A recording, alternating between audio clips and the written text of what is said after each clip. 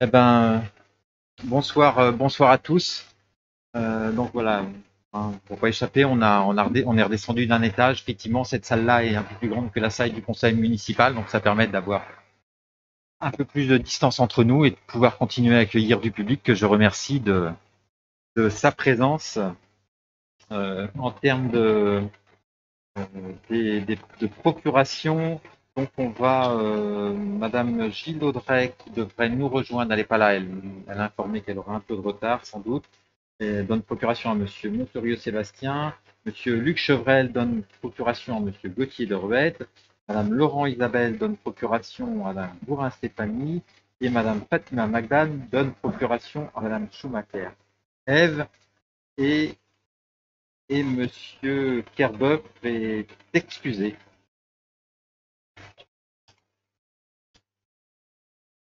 Donc juste avant, donc on va désigner un secrétaire de séance. Donc Madame Audrey, Madame Gilles étant voilà, pour l'instant, c'est Monsieur Deruet qui va être, si vous l'acceptez, qui va être secrétaire de séance. D'opposition, très bien. Donc, juste en termes d'information, avant de démarrer le l'ordre du jour et puis valider le compte rendu. Donc, ben, voilà, même si on est loin d'être sorti de cette crise sanitaire, il va y avoir une fermeture du centre de vaccination confirmée pour vendredi prochain. Parce que ben voilà, c'est pas, c'est surtout parce que l'EDEF souhaite retrouver ses locaux qui lui servent pour les jeunes qui les accompagnent et pour l'instant il n'y a pas d'autres alternatives.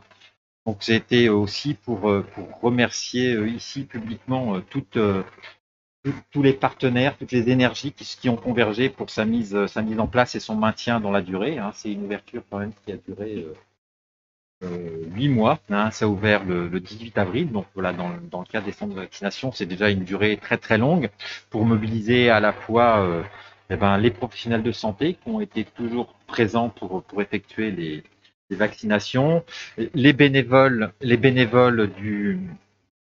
qui se sont succédés tout au long de ces 8 mois. Alors pour beaucoup des habitants de Champy, mais aussi de communes proches qu'on avait sollicité, la SNSM, bien évidemment les agents de la ville qui ont aussi continuellement été présents pour assurer le matériel et l'agencement des locaux, et puis bien évidemment le partenaire principal qui était le pôle gériatrique, hein, du GECAM, qui a géré ce centre depuis le début.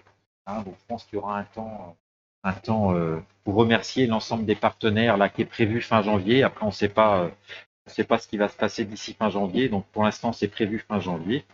Ah, donc juste ce centre de vaccination, il a permis de vacciner, de faire 50 000 injections, hein, ce qui est quand même voilà important. Hein, et voilà, et Champy, avec ses partenaires, a répondu au devoir de solidarité qui s'imposait pendant cette période.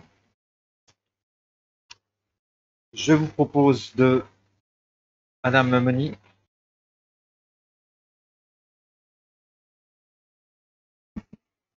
Le centre ferme mercredi prochain. Pas vendredi, mercredi 23 au soir. 22, Oui, mercredi c'est d'accord, 22. c'est mercredi 22. Donc, il devait être fermé d'ailleurs plus tôt et compte tenu effectivement de la troisième vaccination pour plus de personnes, ça avait été continué beaucoup plus en sachant qu'il a été en perte d'activité pendant un bon moment. Mais là, effectivement, tous les créneaux sont complets, je pense, d'ici mercredi prochain. Merci pour cette précision. Donc, on commence par l'approbation du procès-verbal de notre dernier conseil municipal du 8 novembre dernier. Est-ce qu'il y a est-ce qu'il y a des demandes d'intervention ou d'ajout sur ce procès-verbal? Sinon, on l'adopte. Donc, qui s'abstient, qui s'oppose? Donc, il est adopté à l'unanimité. Je vous remercie. En délibération, donc, on vous propose de voter pour un vœu qui va être présenté par Madame Mourion. On a été sollicité par le centre de gestion, hein, pour présenter un vœu sur la santé au travail des agents territoriaux. Madame Mourion, je vous laisse la parole. Oui, et bonsoir à tous et à toutes. Lors des rencontres des maires employeurs au dernier semestre 2021, dans les intercommunalités d'Ille-et-Vilaine, des échanges ont eu lieu sur les difficultés rencontrées par le CDG 35, le centre de gestion, pour assurer le secrétariat des instances médicales et proposer un service de médecine du travail à la hauteur des sollicitations des collectivités. Depuis octobre dernier, le CDG 35 ne peut plus réunir assez de médecins pour siéger dans les commissions de réforme qui statuent sur les dossiers médicaux des agents. Les conséquences humaines et financières sont importantes pour les personnes et pour nous, collectivités employeuses.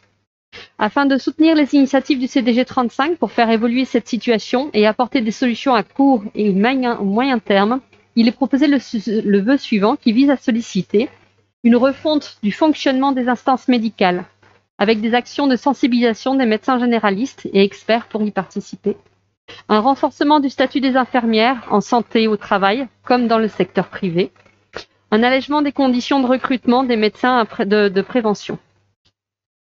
Donc, pour les instances médicales, il est demandé expressément un allègement du nombre de membres présents et notamment des médecins pour les commissions de réforme. Une revalorisation et une harmonisation des indemnités pour les médecins qui siègent dans les commissions de réforme des 3 fonctions publiques. Une action de communication d'envergure menée par l'État auprès des médecins généralistes pour les inviter à siéger au sein des instances médicales. Pour les expertises, des actions de communication et de formation des praticiens en partenariat avec l'Agence régionale de santé et les ordres départementaux des médecins. Concernant la médecine de prévention, il est demandé une adaptation du statut des infirmières de santé au travail pour qu'elles puissent réaliser les visites d'embauche comme dans le secteur privé, permettre aux médecins qui exercent déjà et qui souhaitent se reconvertir ou diversifier leurs activités d'exercer dans la prévention en facilitant le mode d'accès à cette spécialité. Une revalorisation de la grille salariale des médecins en santé et au travail pour être plus en phase avec l'état du marché et rendre obligatoire un stage de 6 mois pour les internes en médecine dans un service de santé au travail. Donc le conseil municipal est invité à se prononcer sur cette proposition de loi. Je vous remercie. Merci. Est-ce qu'il y a des interventions sur ce vœu? Monsieur Leblanc. Oui, bonsoir à tous. Merci, monsieur le maire. Les difficultés à assurer le fonctionnement des instances médicales et du service de médecine préventive au centre de gestion d'Ille-et-Vilaine, mais plus généralement d'ailleurs sur l'ensemble des centres de gestion au niveau national, ne sont pas nouvelles. Et comme le rappelle très bien ce vœu, ont fait l'objet durant tout le mandat précédent d'un travail de sensibilisation auprès des décideurs et des partenaires locaux. Pour m'y être investi personnellement, en tant que vice-président du centre de gestion et président de la commission de réforme, je ne peux que souscrire au principe d'un vœu émis par l'ensemble des communes et collectivités du département. Je voudrais profiter de ce vœu pour rendre hommage au travail réalisé par l'équipe du service en charge des instances médicales au centre de gestion, qui a toujours su assurer le service en dépit des difficultés liées, vous l'avez dit, Madame Mourion, à une injustice et une inéquité dans le fonctionnement de ces instances selon la fonction publique pour laquelle elles se réunissent. J'aurais aimé que soit ajoutée à ce vœu une mention demandant à l'État de réduire une partie de la charge de travail des commissions de réforme qui, pour un certain nombre de dossiers, doit mobiliser ses membres pour simplement apposer une signature suite à une décision déjà prise par les comités médicaux sans apporter la moindre valeur ajoutée au fond du dossier. Peut-être la mention que vous avez évoquée sur la réorganisation implique cette évolution qui serait en tout cas extrêmement souhaitable. Moins de dossiers à traiter, ce serait moins de réunions et donc un levier supplémentaire pour faire face aux difficultés à assurer la présence et l'assiduité, notamment des médecins.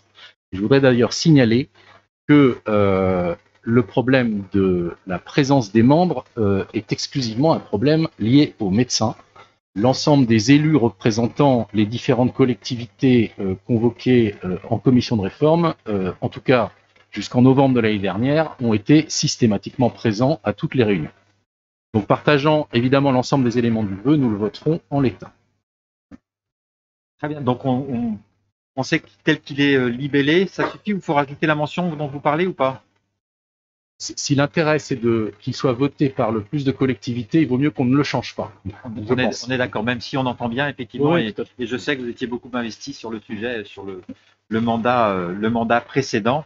Donc merci. Je vous propose de passer, de vous prononcer favorablement sur ce vœu, hein, parce que rajouter quand même que, en plus, les besoins, et on le voit, la crise sanitaire n'a pas non plus à complexifier le travail des agents aussi dans les services, mais comme dans beaucoup d'entreprises, et que ça a suscité aussi des besoins pour accompagner les agents au titre de la santé. Sur ce vœu, qui vote contre, qui s'abstient, donc il est adopté à l'unanimité. Je vous remercie.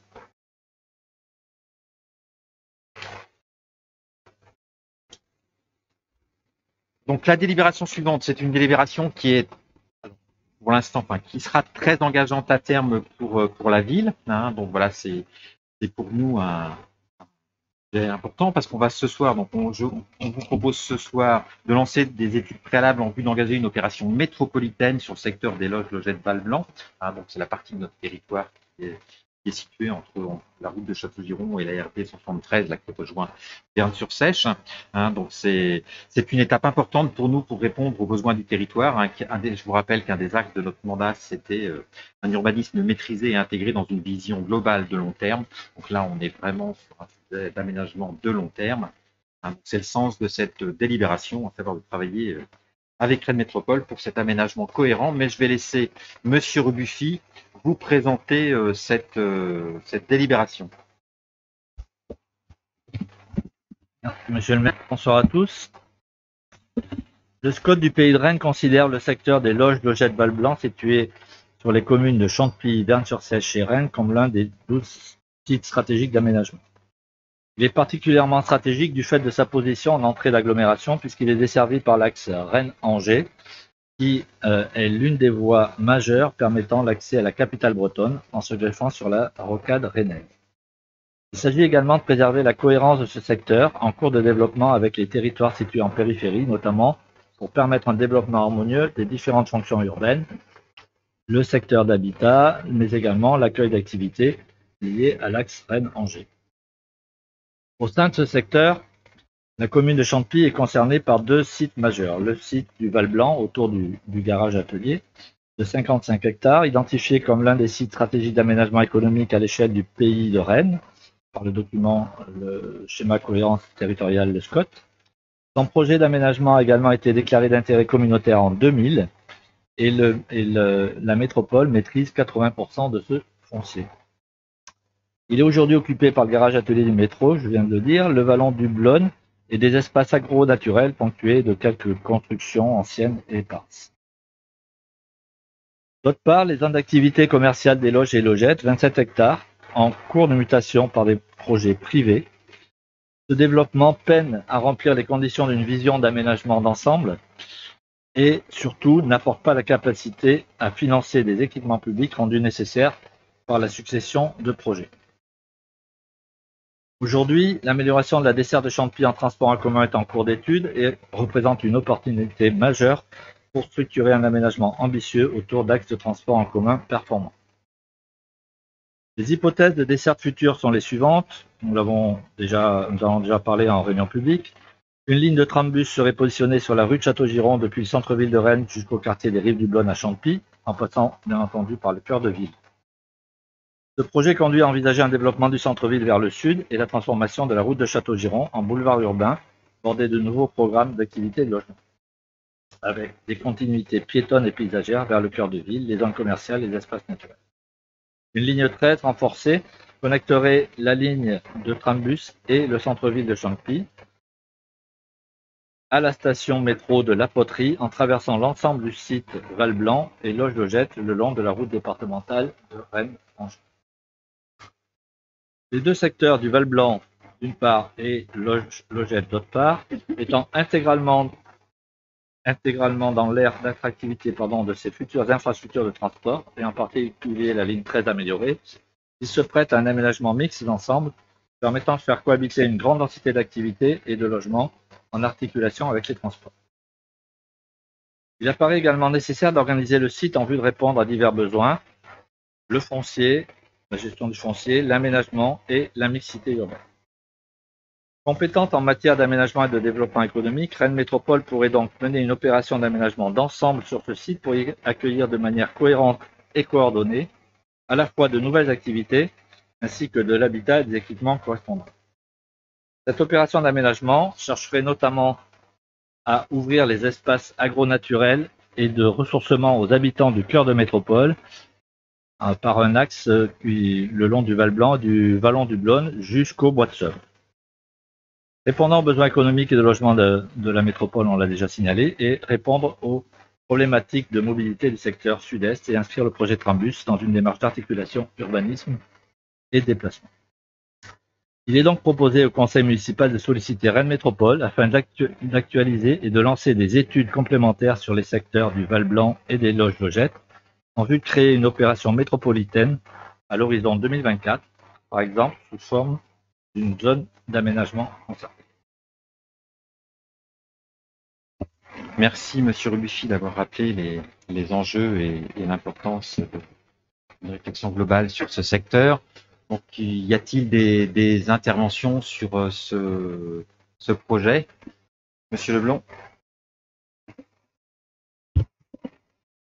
Vous nous proposez de solliciter Rennes Métropole pour actualiser et lancer des études complémentaires sur les secteurs Val Blanc et Loges-Logettes en vue de créer une opération métropolitaine à l'horizon 2024, par exemple sous forme d'une zone d'aménagement concerté.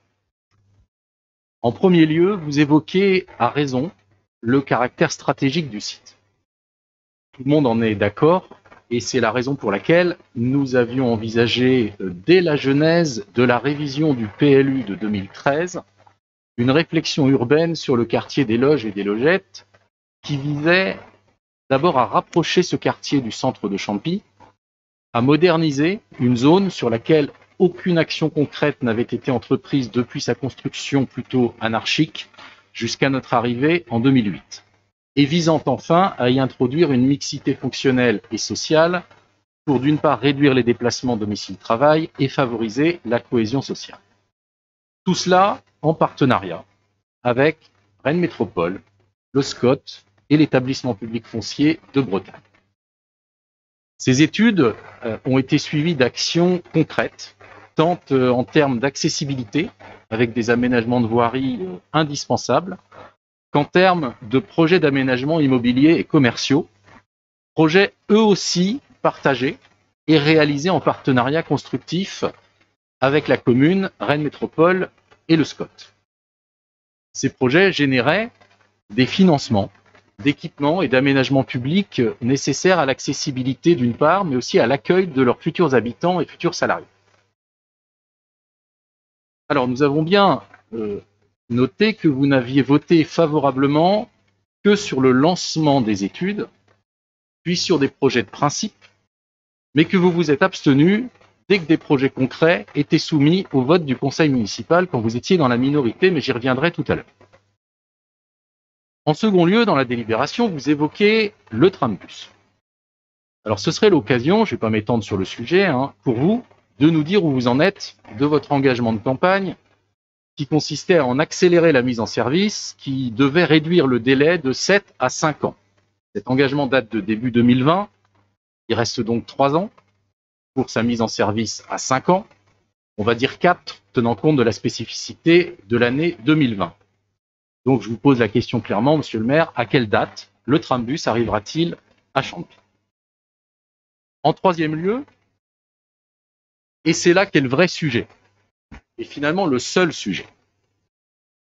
Vous présentez sur le fond ces nouvelles études comme visant d'une part à faire cohabiter une grande densité d'activités et de logements au pluriel, et d'autre part comme visant à répondre aux besoins économiques et de logement de la métropole et de la commune.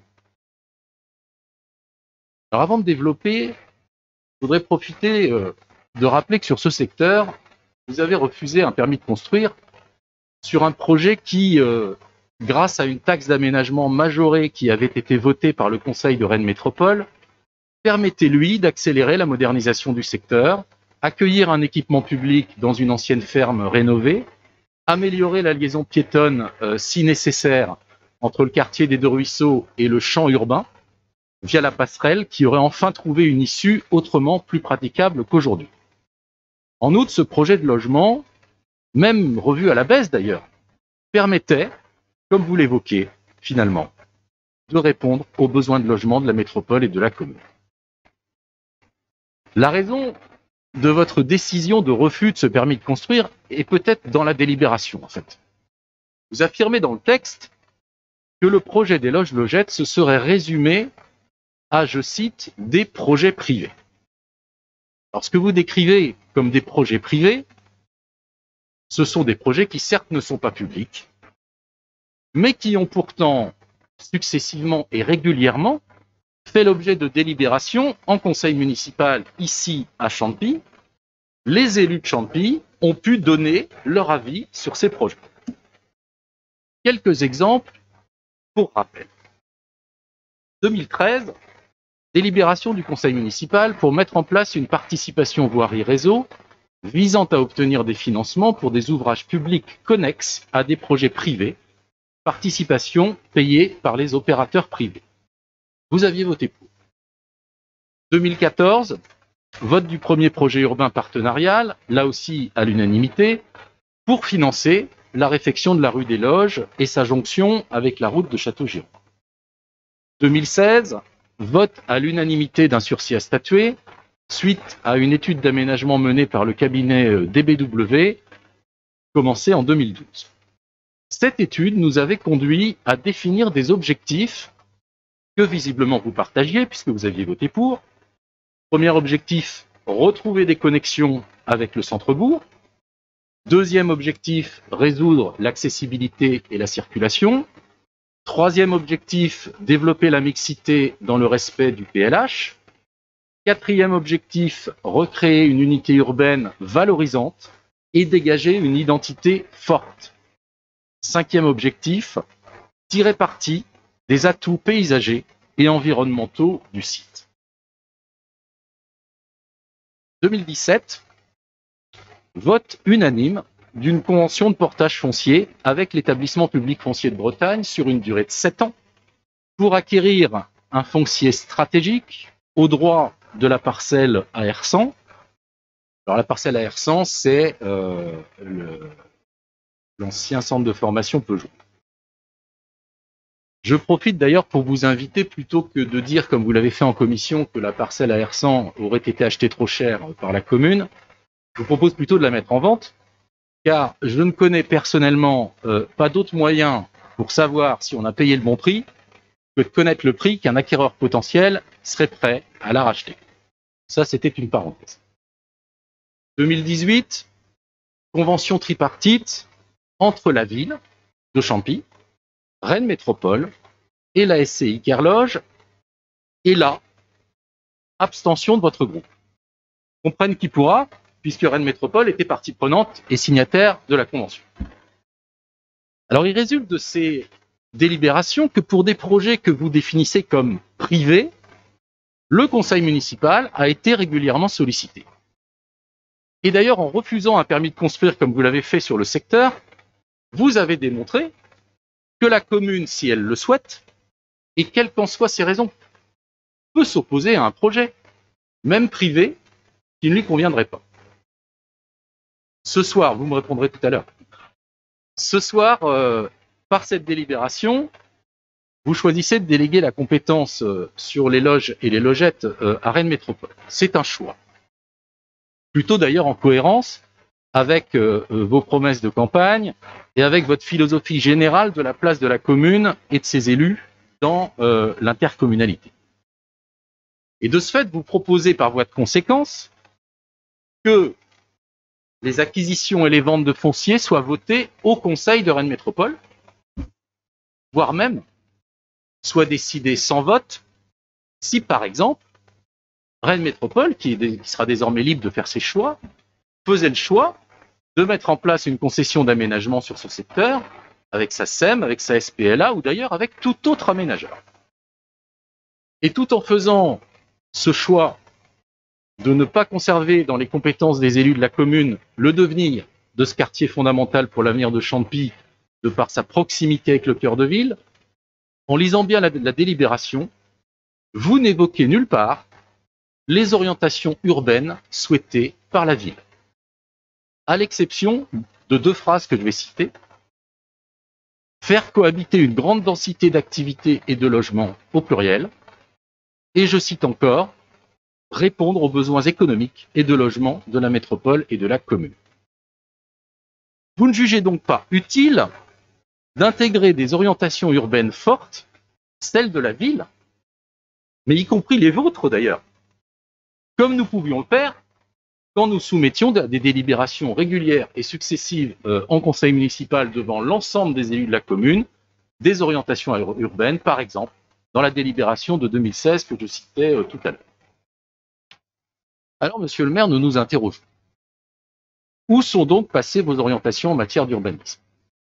Ces sujets forts qui vous différenciaient de la liste concurrente, la nôtre, cette délibération n'était-elle pas l'opportunité de les affirmer publiquement et surtout d'en garder trace pour attester que la vision que vous avez défendue avant d'être élu soit celle que vous défendrez pour les projets futurs, même sous maîtrise d'ouvrage métropolitaine, et qui se réaliseront sur le territoire de notre commune. N'était-il pas utile de valider dans la délibération ces orientations pour en faire part à Rennes Métropole comme étant celles de la majorité du conseil municipal de Champy?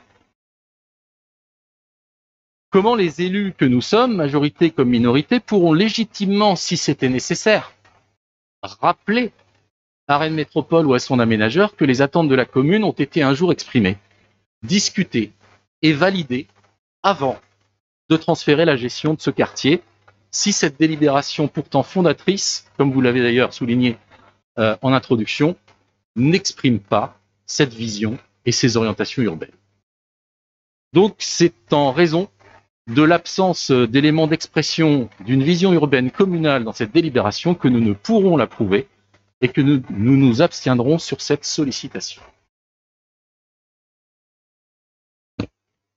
Merci de cette intervention. Donc, je pense que je vais laisser M. Rebuffy vous répondre, mais je répondrai sur quelques éléments ensuite.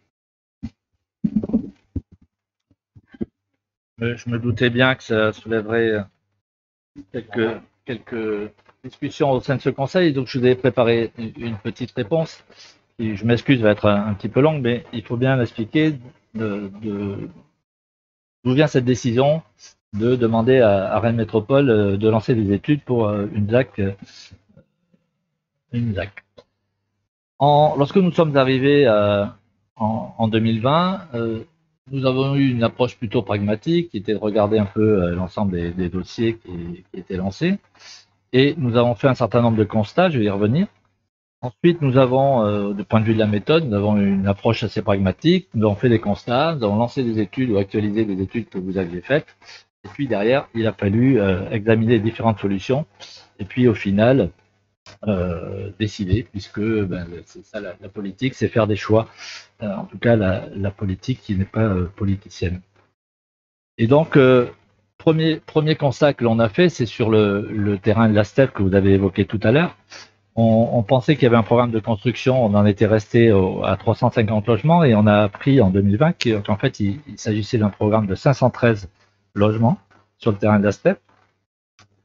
Et c'est une des raisons qui nous a amené à bloquer le permis d'aménager auquel vous avez fait référence, puisqu'il nous pensait à nous irresponsable de lancer dans les 3-4 années qui arrivaient la construction de 513 logements sur un secteur qui est déjà bien embouteillé, chacun le sait ici.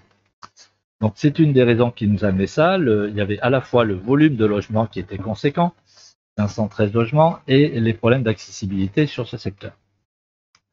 Ensuite, nous avons demandé une étude de renouvellement urbain sur le secteur logette auquel vous faites référence, et afin d'apprécier la constructibilité, puisque c'est un secteur qui est amené, ça ce sont les documents du SCOT, du PLU, à bouger les commerces de actuelles devenant les parcelles devenant à terme des parcelles pour accueillir du commerce, du tertiaire et de l'habitat. Ça, c'est ce qui avait été décidé au PLU précédemment. Et donc, cette étude a fait état des recettes que pourrait en tirer la commune grâce à l'outil que vous aviez mis en place à l'époque, en 2016, je crois, la taxe d'aménagement à hauteur de 20%. Donc, ces 20%, je suis désolé, on va être c'est technique tout ça, mais ces 20% étaient censés amener à la commune assez d'argent pour financer l'ensemble des rues, des espaces publics sur ce secteur loge-logette, et essentiellement logette, puisque le nord est financé par un PUP, qui est encore un autre dispositif.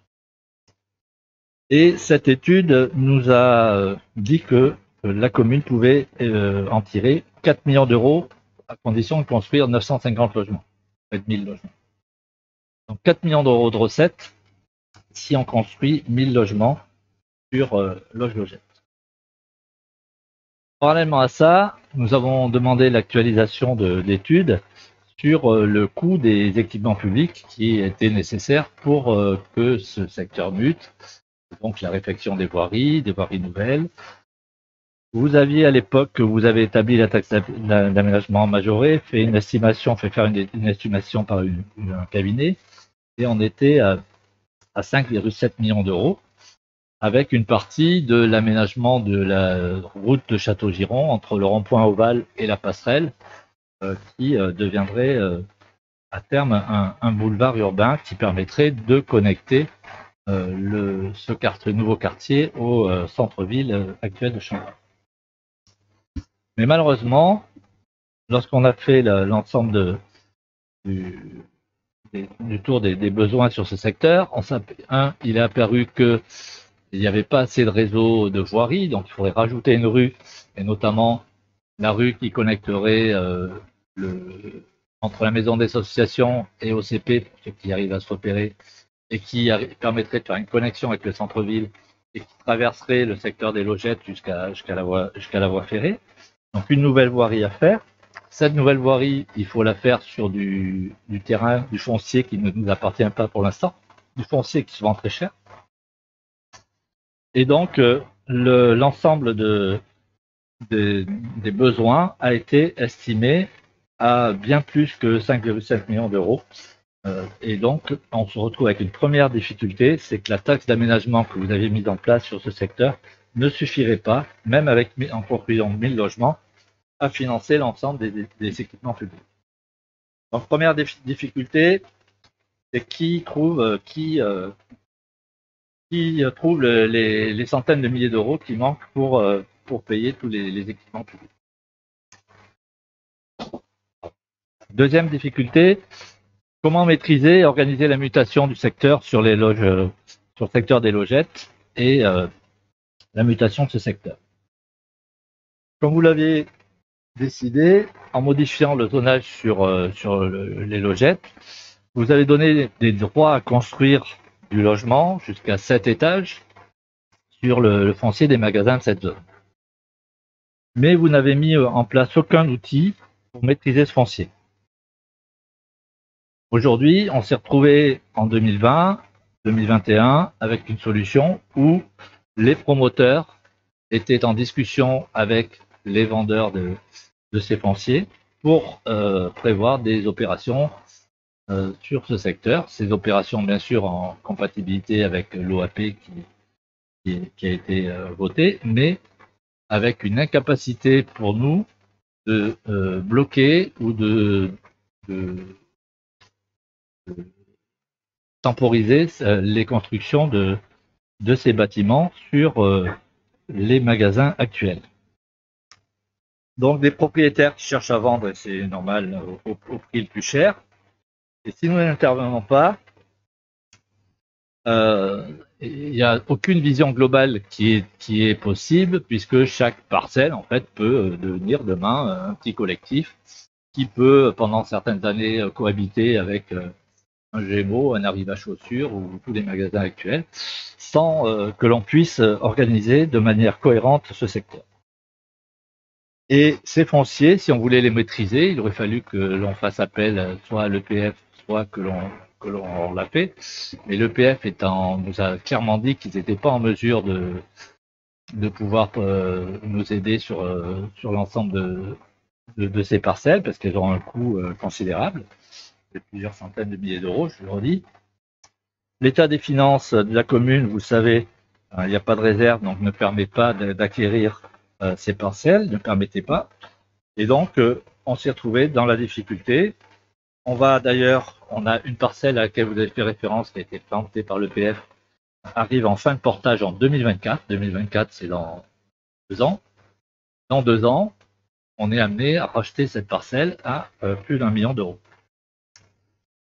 Voilà. Une autre parcelle est actuellement à la vente et donc on se retrouve aujourd'hui avec des promoteurs et des propriétaires qui sont prêts à faire partir des programmes et aucun outil pour maîtriser ce foncier et la mutation de ce secteur. Donc la deuxième question, c'est, en fait, je ne sais pas comment le formuler, mais c'est comment trouver les millions d'euros nécessaires à la maîtrise du renouvellement urbain et au financement des équipements publics. Nous, on pense qu'une opération plus large, intégrant le Val-Blanc, avec le soutien financier de Rennes Métropole, peut nous y aider. Après, pour répondre plus précisément à vos questions, j'en ai noté quelques-unes. Alors oui, nous étions abstenus en 2018 parce que nous avions dit à l'époque, nous sommes d'accord pour construire du logement de l'autre côté de la route de Château-Giron, mais une fois qu'on aura amélioré les transports en commun sur cette zone. Et ça, pour l'instant, ça n'était pas fait à l'époque, en 2018, et donc c'est la raison pour laquelle nous étions abstenus. Aujourd'hui, les études avancent, on va avoir un transport en commun efficace sur ce secteur. Ça ne va pas résoudre tous les problèmes de circulation. On a d'autres propositions pour ça, notamment une bretelle, nouvel accès à partir de la rocade. Mais c'est un élément important qui nous fait dire et qui nous a aussi dit de prendre cette décision de temporiser la construction de logements sur ce secteur. Concernant la remarque sur la délibération, alors peut-être, moi je veux bien qu'on rajoute, qu'on précise que les objectifs restent les mêmes que ceux de l'OAP. On n'a aucun problème sur le fait je l'ai d'ailleurs clairement dit, de résoudre les problèmes de circulation, de retrouver les connexions avec le centre-ville et la mixité urbaine. Il n'y a aucun problème sur ce point-là.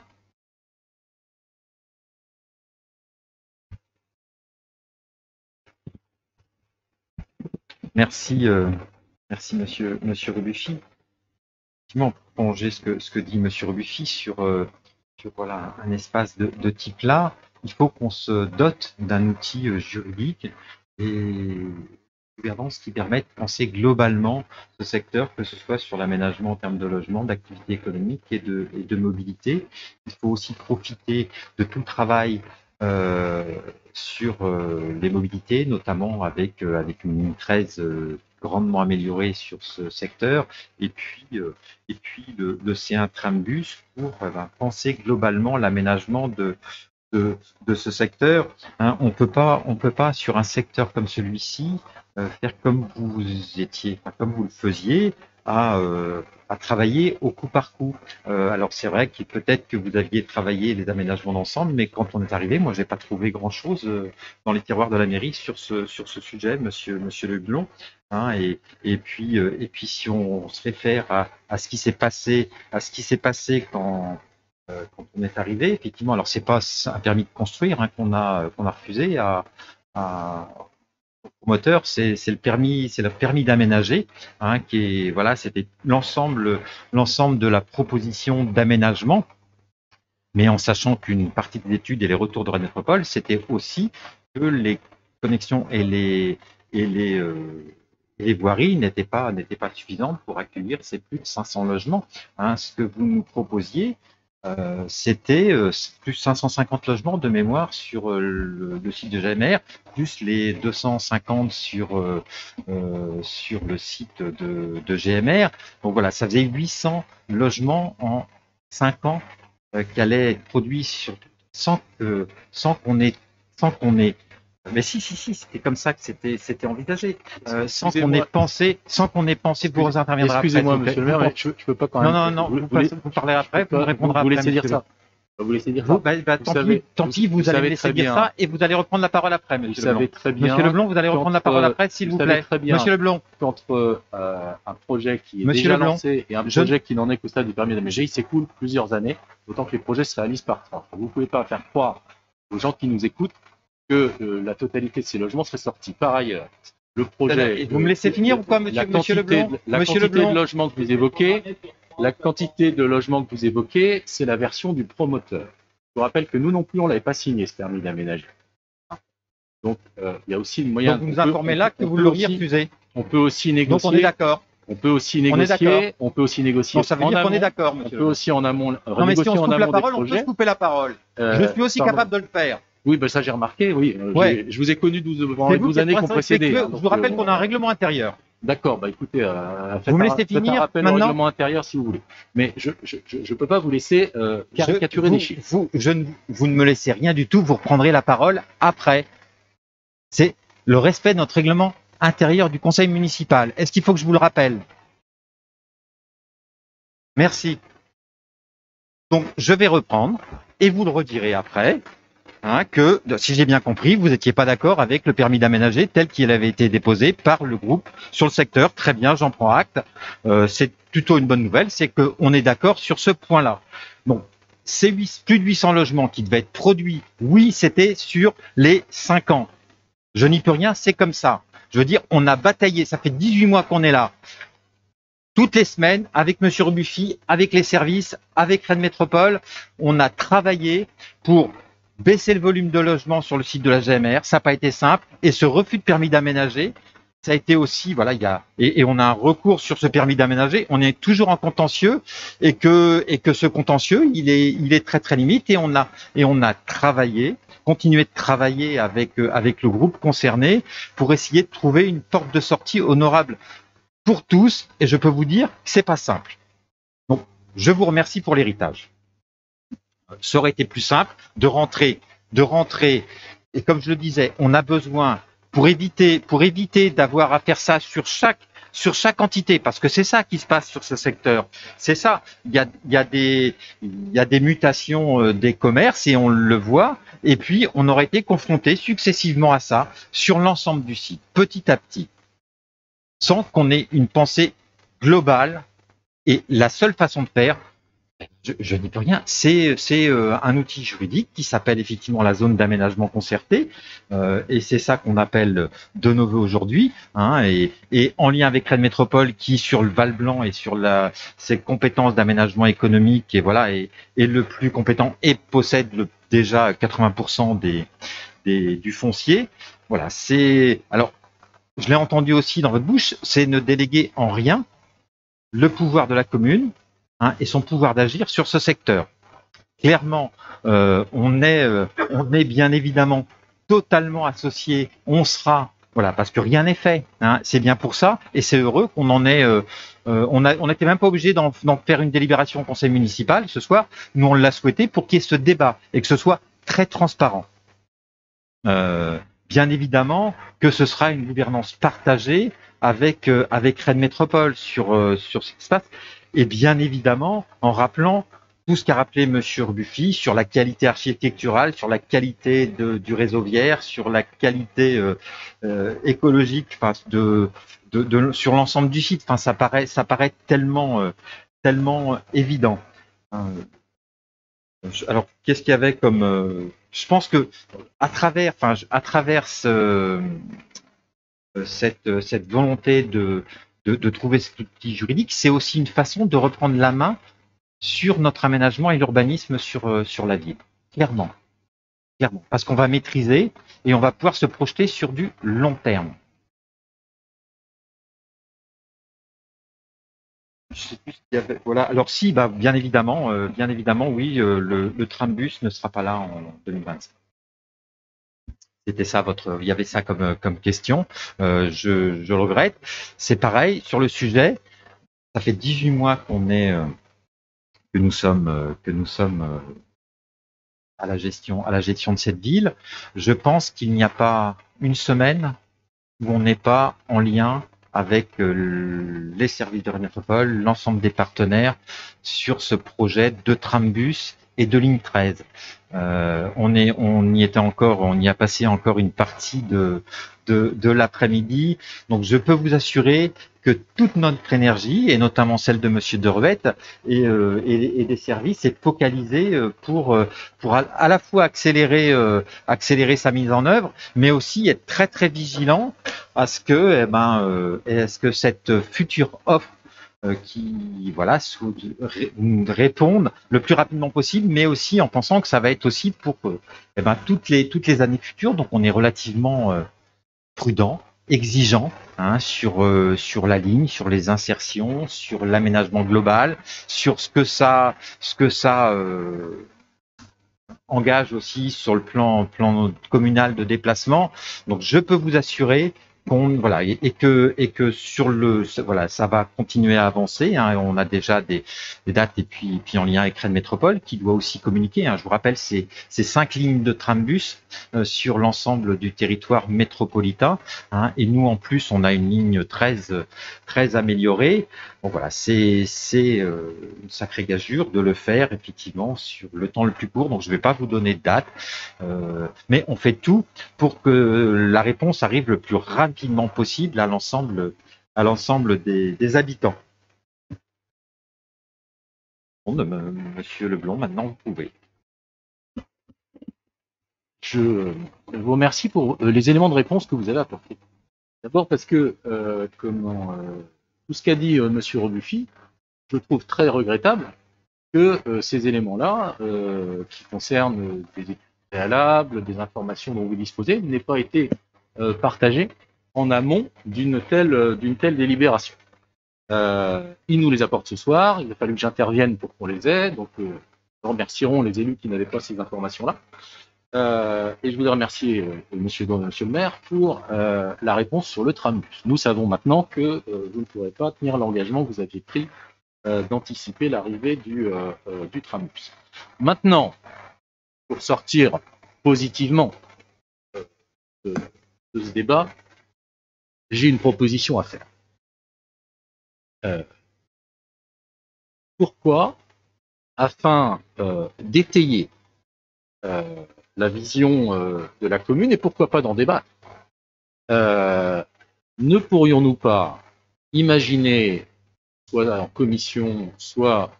On est quand même sur un gros sujet, on ne va pas en conseil privé, de mener une réflexion sur les ambitions urbaines de la commune pour les quartiers les plus proches du centre-ville notamment.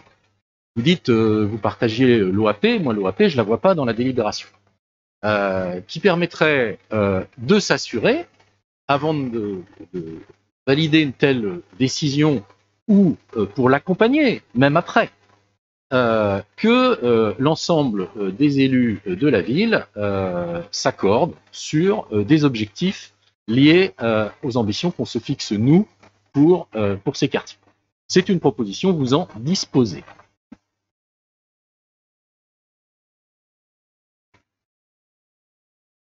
Alors, je voulais juste bien insister là-dessus parce qu'il ne faut pas laisser entendre que si on part sur une opération de ZAC métropolitaine, c'est Rennes Métropole ou quelqu'un que le SEM qui va tout décider pour nous. Bien entendu que les élus de Champis continueront d'être associés et notamment ils vont l'être si on lance cette phase d'études. L'idée de ces études, c'est de définir un plan guide, donc un plan pour dire on va mettre sur tels espaces, on va mettre du logement avec telle densité, plus de l'activité, tant de mètres carrés. Sur tel espace, on va garder une grande coulée verte. Ça, c'est l'OAP du bois de Sèvres qui permet de connecter les quartiers du sud de Rennes, mais aussi les quartiers de Champy avec le bois de Sèvres, en faisant des coulées vertes plus valorisées, plus soignées. Et aussi de regarder les équilibres financiers sur une future ZAC pour, de manière globale, c'est faire payer les constructions de logements et d'activités pour payer les infrastructures, les routes, les rues et tous les espaces publics. Donc, ce travail, il va être engagé et il va se faire avec les communes. Et nous allons, bien entendu, en reparler, je l'ai dit à la commission, nous allons, bien entendu, évoquer chaque étape de ce travail-là en commission et engager le travail que, quelque part, vous réclamez, c'est-à-dire un travail sur les grandes orientations que l'on souhaite pour ce secteur. Et j'ai rajouté un élément, c'est aussi la question du calendrier. Il n'est pas question pour nous que tout ce secteur-là soit urbanisé au plus vite. Et donc la grande différence, c'est que là, on met en place un outil qui, à la place d'être dans le laisser-faire, permet de maîtriser le calendrier et la manière de faire.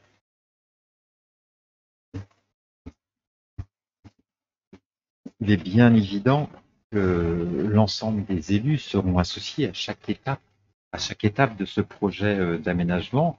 Là, cette ZAC, elle n'est pas créée, c'est-à-dire que là, c'est solliciter Rennes Métropole pour qu'elle travaille sur le sujet et qu'elle revienne vers nous avec ses études complémentaires sur l'aménagement de ce secteur.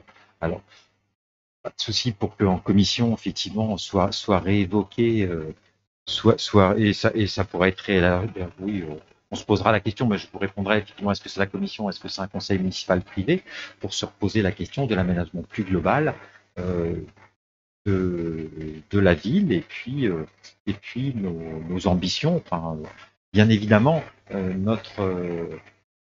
voilà, ce que je vous dis, c'est que si on passe ça ce soir, c'est vraiment dans le projet d'être transparent. C'est ça. Et puis que c'est clairement notre volonté. Enfin, je veux dire, c'est vraiment la commune qui sollicite Rennes Métropole. C'est comme ça que c'est marqué, et ça n'a pas du tout été l'inverse. Donc pas de souci pour revenir sur auprès de vous sur ce sujet. Juste pour vous rassurer, mais si déjà, il me semble que vu les enjeux, ce projet, il concerne au moins la commission d'aménagement et puis celle sur les transports et la voirie. Déjà, si on fait des commissions conjointes, ça veut dire qu'on nous sommes potentiellement une vingtaine d'élus et dont 4 de la minorité.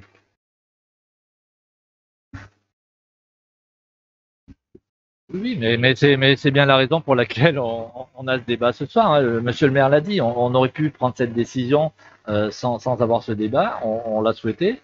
Voilà, il est engagé. Ce qu'on demande aujourd'hui, c'est de valider le fait que l'on réclame à Rennes Métropole d'engager des études. Les études, elles se feront, elles vont pas se faire comme ça. Allez-y, faites-nous des études. Elles vont se faire par rapport d'abord aux documents d'urbanisme qui existent aujourd'hui, et puis aux souhaits que l'on pourra exprimer dans les différentes phases de concertation. Mais voilà, ce débat n'est pas clos. Je vous propose de passer au vote. Donc, Je vais demander la parole. ah pardon. Excusez-moi, Monsieur Gaillard. Merci, monsieur le maire. Oui, excusez-moi, j'avais voulu faire une intervention. J'espère qu'elle ne sera pas polémique par rapport à ce débat. Et effectivement, je crois que le débat, il faut qu'il ait lieu. Ces zones du Val-Blanc et des logettes sont appelées effectivement à modifier le paysage cantepien. Personnellement, je me réjouis de ces études qui, j'espère, vont déboucher sur une ZAC. Parce que cette ZAC, pour moi, elle a effectivement un intérêt cantepien, mais elle a aussi un intérêt métropolitain, spécialement la partie Val-Blanc. Et les gens de l'ensemble de la métropole attendent des choses sur cette zone. Effectivement, une réflexion complète devra être menée sur la destination finale de ces 80 hectares, même si une partie est déjà décidée. Mais je voudrais attirer votre attention sur le fait que c'est une des rares fois où, dans un plan d'aménagement, on prend le dossier par le bon bout. C'est-à-dire que l'on commence à traiter en premier des questions d'accessibilité avant de décider l'implantation des usages et des fonctions. on ne peut que saluer la décision de créer la ligne de bus 13+, en site propre, avec aussi la compatibilité d'un cheminement cyclable qui est déjà en cours. Il serait bon aussi de réfléchir dans un schéma d'ensemble à l'amélioration de l'accès du parc Rocade Sud, c'est-à-dire la zone de Leroy-Merlin, pour éviter que cette zone à terme ne se retrouve enclavée. Tout cela devra s'accorder avec le projet métropolitain de la trame verte dont vous parlez dans l'introduction, qui consiste à relier le bois des Hautes-Ourmes au bois de Sèvres via la zone humide et le bois attenant derrière les magasins de Cultura et de Kiabi. L'idée étant d'établir un corridor biologique, comme vous l'avez dit tout à l'heure, dans une trame boisée, repensée en termes de biodiversité, en intégrant des cheminements variés pour les humains, mais aussi pour la faune sauvage. Donc ce défi est donc multiple. Prenons le temps d'en débattre, je crois qu'on a bien commencé, et ce sera un excellent sujet de concertation. Merci, Monsieur Caillard. Effectivement, il faut faire de ce secteur un secteur exemplaire. Je pense que cette opération va nous y aider. Je vous propose de valider ou pas cette sollicitation auprès de Rennes Métropole pour actualiser et lancer des études complémentaires sur le secteur du Val-Blanc et des Loges-Logettes en vue de créer une opération métropolitaine à l'horizon 2024, qui pourrait prendre la forme d'une zone d'aménagement concertée. Donc, qui s'abstient? Qui vote contre? Qui vote pour? Les autres personnes présentes, je vous remercie, mais voilà. Le débat, bien sûr, continuera et les explications sur l'aménagement de ce secteur.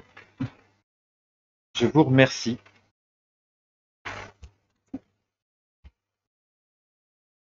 Là, donc, Madame Schumacher va nous faire une présentation alors succincte du rapport d'activité 2020 de Rennes Métropole. Donc voilà, ça arrive bien sûr, comme à chaque fois, très tard, effectivement, parce que là, c'est bien le rapport d'activité 2020, alors que voilà, on va bientôt débuter 2021, 2022, pardon. Donc voilà, c'est Madame Schumacher. Merci, bonsoir à toutes et à tous. Nous sommes effectivement invités ce soir à prendre acte du rapport d'activité de Rennes Métropole pour l'année 2020, un rapport qui a été présenté dans les différentes commissions. Avant cela, je vous propose de revenir sur quelques points de ce rapport. Pour rappel, à la fin de l'année 2020, Rennes Métropole comptait sur les 43 communes qui la composent un peu plus de 461 000 habitants. Pour cette année 2020, le compte administratif s'élevait à 805 millions € de dépenses réelles.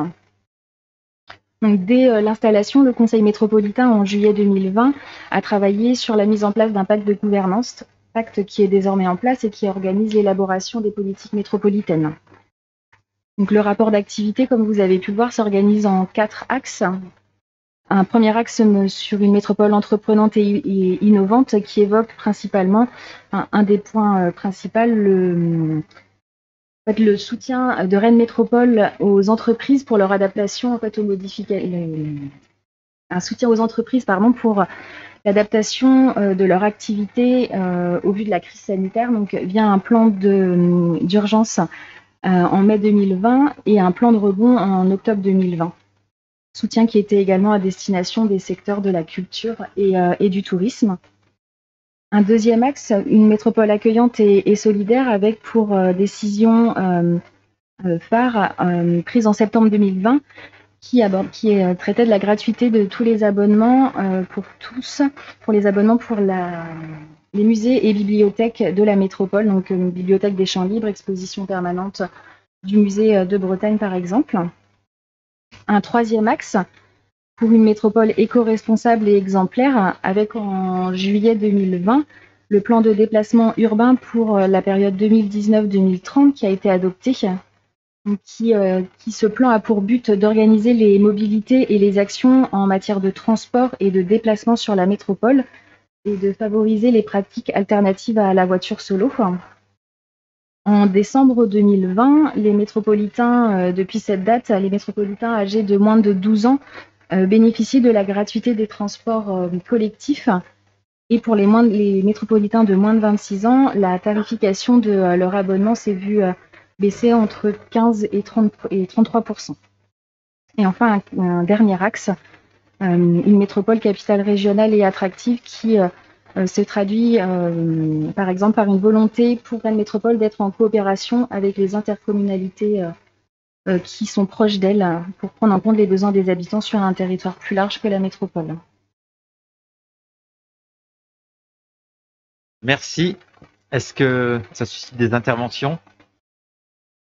Sinon, ben, on prend acte de ce rapport. Merci, Schumacher.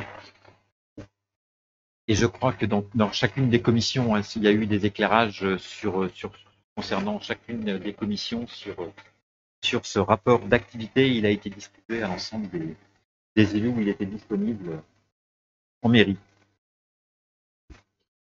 La délibération suivante, donc c'est sur la dérogation au repos dominical. Donc c'est moi qui vous la présente. Donc il revient à ce conseil municipal de se prononcer ce soir, mais comme chaque année, avant le 31 décembre, sur le nombre d'autorisations d'ouverture les dimanches en 2022 sur Champy. Donc moi j'aurais souhaité, comme c'était le cas avant 2020, de présenter une délibération avec un accord des partenaires sociaux, l'ensemble des élus, les employeurs et les salariés du commerce au niveau du Pays de Rennes, comme c'était le cas depuis de nombreuses années. Donc déjà l'année dernière, cet accord, il n'avait pas pu s'élaborer.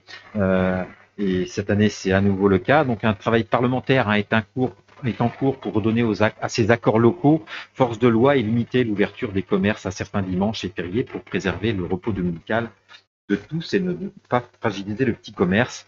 Donc il semble que ce soit en bonne voie, mais c'est encore dans les navettes parlementaires. Donc j'espère que ça va déboucher rapidement et que l'année prochaine, on pourra avoir un accord local. Parce qu'en 2018, on avait un accord local, mais il avait été annulé par le tribunal à la demande de plusieurs enseignes pour vice de procédure. Donc cette dérogation, donc le contenu de la délibération que je vais essayer de synthétiser, donc le maire peut autoriser jusqu'à 12 dérogations au repos dominical contre 5 précédemment. Donc celles-ci doivent être arrêtées avant le 31 décembre. Si le nombre de ces dimanches excède 5, il faut qu'il y ait l'accord de l'établissement public de coopération intercommunale, donc là pour le coup de Rennes Métropole. Donc considérant que pour que les commerces de détail alimentaire dont la surface de vente est supérieure à 400 m², alors c'est un peu complexe, hein, lorsque les jours fériés sont travaillés, ces derniers sont déduits par l'établissement concerné des dimanches désignés par le maire dans la limite de 3. Donc on peut aussi modifier cette liste des dimanches au cours de l'année, mais il faut que ce soit fait au moins 2 mois avant le premier dimanche concerné par cette modification. Que bien évidemment, pour travailler le dimanche, il faut l'accord écrit des salariés qui sont volontaires et que chaque salarié privé de ce repos dominical, ils perçoivent une rémunération égale au double de leur rémunération normale. Qu'il y avait depuis 1997 une charte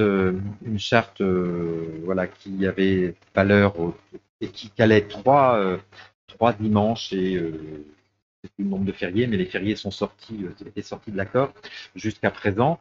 Donc voilà, là il y a eu des réunions des partenaires sociaux en septembre et octobre qui n'ont pas abouti, mais le souhait de tous les acteurs, c'est de conserver une position commune à l'échelle du pays, et que ça reste un objectif partagé. Donc pour l'année 2022, dans l'objectif de disposer d'un calendrier commun, donc le maire de Champy peut autoriser les commerces de détail à déroger à la règle du repos dominical pour leurs salariés 3 dimanches, tels que définis alors aux articles, donc je vous fais grâce de la lecture de ces articles, et que si pour des raisons particulières, il y a un 4e dimanche qui semble nécessaire, il faut qu'on puisse le justifier.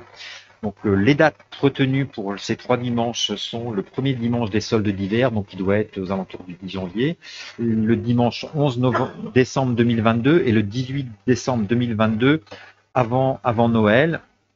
Il y a une configuration particulière pour les concessions automobiles qui, elles, peuvent ouvrir 5 dimanches sur l'année 2022, 16 janvier, 13 mars, 12 juin, 18 septembre et le 16 octobre. Donc moi, il n'y a pas, de. Hein, donc on a eu un échange aussi avec les commerçants. Enfin voilà, on a aussi fait des courriers pour avoir leur avis. Donc il n'y a pas de nécessité d'ouvrir un 4e dimanche en 2022. Alors certaines enseignes, pour ne rien vous cacher, souhaitaient, mais qui sont plus des enseignes qui vendent des ménagers et de l'informatique, souhaitaient l'ouverture un dimanche du Black Friday. Voilà, moi je ne souhaite pas qu'on fasse la promotion aussi de ce type d'animation commerciale. Donc là, l'idée c'est de rester sur les 3 dimanches, premier dimanche des soldes d'hiver, le dimanche 11 décembre 2022, le dimanche 18 décembre 2022. Donc voilà, avant de passer au vote, est-ce que ça suscite des interventions de votre part? Monsieur Caillard. Merci, monsieur le maire. Je voudrais juste attirer votre attention sur les dérives que peuvent entraîner la multiplication des ouvertures de magasins le dimanche. En effet, depuis quelques années, les demandes ont tendance à augmenter et si l'on n'y prend pas garde, elles risquent de perturber la vie de nos sociétés. D'abord sur le cycle de la vie des familles, ensuite sur les difficultés du mode de garde des enfants, enfin sur le danger de la frénésie de l'hyperconsommation qui ne s'arrête jamais. Enfin, pour ceux qui consomment justement, parce que les autres, certaines personnes ne se contentent que de regarder les vitrines, ce qui ne fait qu'augmenter le clivage entre les catégories de citoyens. La vie a besoin de temps forts, mais aussi de temps plus doux. Je m'inquiète quand la sortie du week-end se cantonne à la visite de centres commerciaux. À cela, je rappelle que la métropole a décidé la gratuité de l'entrée de 3 de ses musées. Des fois qu'il manquerait d'idées. Merci, monsieur Caillard. Il n'y a pas d'autres interventions? Je propose de passer au vote. Donc le conseil municipal, après en avoir délibéré, est invité à donner un avis favorable sur ma proposition d'autoriser les ouvertures exceptionnelles suivantes au titre de l'année 2022. Donc pour les salariés des commerces de détail, le premier dimanche des soldes d'hiver, le dimanche 11 décembre 2022, le dimanche 18 décembre 2022, donc pour ces 2 derniers dimanches, c'est dimanche avant Noël, dans un an. Et pour les salariés des concessions automobiles, les dimanches 16 janvier 2022, 13 mars 2022, 12 juin 2022, 18 septembre 2022 et 16 octobre 2022. Préciser que les dates seront définies par un arrêté du maire après consultation des organisations d'employeurs et des salariés concernés pour le commerce de détail et de m'autoriser à signer tout document afférent à ce dossier. Est-ce qu'il y a des oppositions, des abstentions? C'est voté à l'unanimité. Je vous remercie. On va passer à la mise en place. Voilà, c'est un travail aussi qui a été important ces derniers mois sur la mise en place du télétravail au 1er janvier 2022, qui est complètement déconnecté aussi d'un travail qui avait eu lieu sur la mise en place du télétravail lié à la crise sanitaire. Là, il y avait besoin de caler les choses sur l'ensemble des services de la mairie. Madame Aurion? Non, c'est Monsieur Fernandez. Non, c'est bien moi. Non, c'est bien comme ça. Je vous remercie.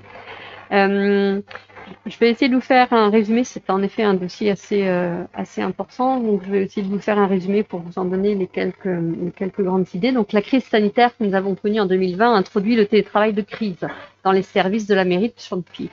Cette expérience a été plébiscitée par les agents et nous avons souhaité étendre cette nouvelle organisation du travail en mettant en place un télétravail régulier. La mise en place du travail au sein de la mairie s'inscrit dans une démarche d'amélioration de la qualité de vie au travail et de performance. Le télétravail apporte un nombre important d'avantages. Il permet notamment de favoriser la conciliation vie professionnelle et vie privée. Il offre de meilleures conditions de travail, réduit le coût, le stress et l'impact écologique des transports. L'équipe municipale a défini le cadre du télétravail régulier et je vais vous en donner quelques grandes lignes. Donc pour les activités éligibles au télétravail, la possibilité de télétravailler est ouverte à tout agent, stagiaire titulaire ou contractuel occupant un emploi permanent dès lors qu'il a au moins 6 mois d'ancienneté au sein de la collectivité. Le télétravail se fait sur la base du volontariat. Après accord du chef de service, l'agent fait la demande pour une durée d'1 an minimum renouvelable, maximum. La situation de télétravail est réversible. À tout moment, chaque partie peut y mettre fin. Le nombre de jours de télétravail est limité à 2 jours par semaine au sein de la commune de Champy pour les activités 100% télétravaillables pour un temps complet. Par exemple. La possibilité de télétravailler doit être évaluée sur la base des tâches éligibles ou non au télétravail, et non pas sur un métier de type administratif. Cela signifie qu'une personne assurant ponctuellement des missions télétravaillables au sein de son poste, alors que son poste requiert une présence en mairie le reste du temps, pourra bénéficier du télétravail dit flottant. Cette distinction permet à de plus nombreux agents d'accéder ponctuellement, même ponctuellement, au télétravail. La ville de Champy distingue 4 types de télétravail. Le télétravail régulier, qui consiste à prendre des journées ou des demi-journées de télétravail fixe dans la semaine. Le télétravail flottant, qui consiste à prendre des journées ou demi-journées de télétravail de manière non régulière sur la semaine pour s'adapter à l'activité du service. Pour vous donner un exemple, ainsi une personne à temps complet, dont le poste est 100% de télétravail, peut prétendre à 1 jour de télétravail régulier dans la semaine et 1 jour de télétravail flottant au maximum.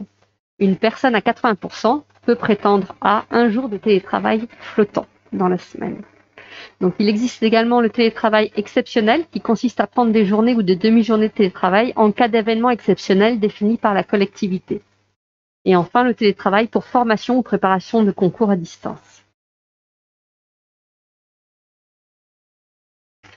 Donc, pour rappel, le télétravailleur bénéficie des mêmes droits et avantages légaux que ceux applicables à ses collègues en situation comparable travaillant dans leur bureau. Il est soumis aux mêmes obligations, en particulier l'obligation de continuité de service qui régit en effet son application. Cet accord, validé par le comité technique du 19 novembre 2021, entrerait en vigueur au 1er janvier 2022, en place et lieu du télétravail de crise qui actuellement a repris depuis cette semaine, depuis aujourd'hui. Les modalités ont été regroupées au sein de la charte de télétravail, vue en commission RH et annexée aux documents soumis en amont du conseil municipal. Merci de cette présentation. Est-ce qu'il y a des interventions sur cette télétravail, Monsieur David? C'est plus un questionnement là en lisant la charte par rapport à l'organisation opérationnelle et l'expérience que j'en connais par ailleurs. Comment est-ce que vous traitez les situations où l'agent doit se rendre disponible? L'agent qui peut éventuellement être en télétravail doit quand même se rendre disponible pour une réunion avec des services, qui ne sont pas forcément les services de la mairie, mais avec des services extérieurs ou avec d'autres élus ou avec des personnes qui n'auraient de disponibilité que le jour du télétravail instauré. Donc voilà, étant donné qu'en effet l'obligation de continuité de service est maintenue même dans la modalité de télétravail, cet agent en fait sera amené à supprimer son jour, en tout cas à venir se présenter pour la réunion en question.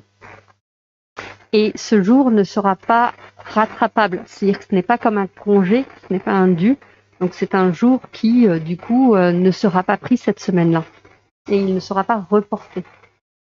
Et ça, vous l'avez bien décrit dans la charte. Oui.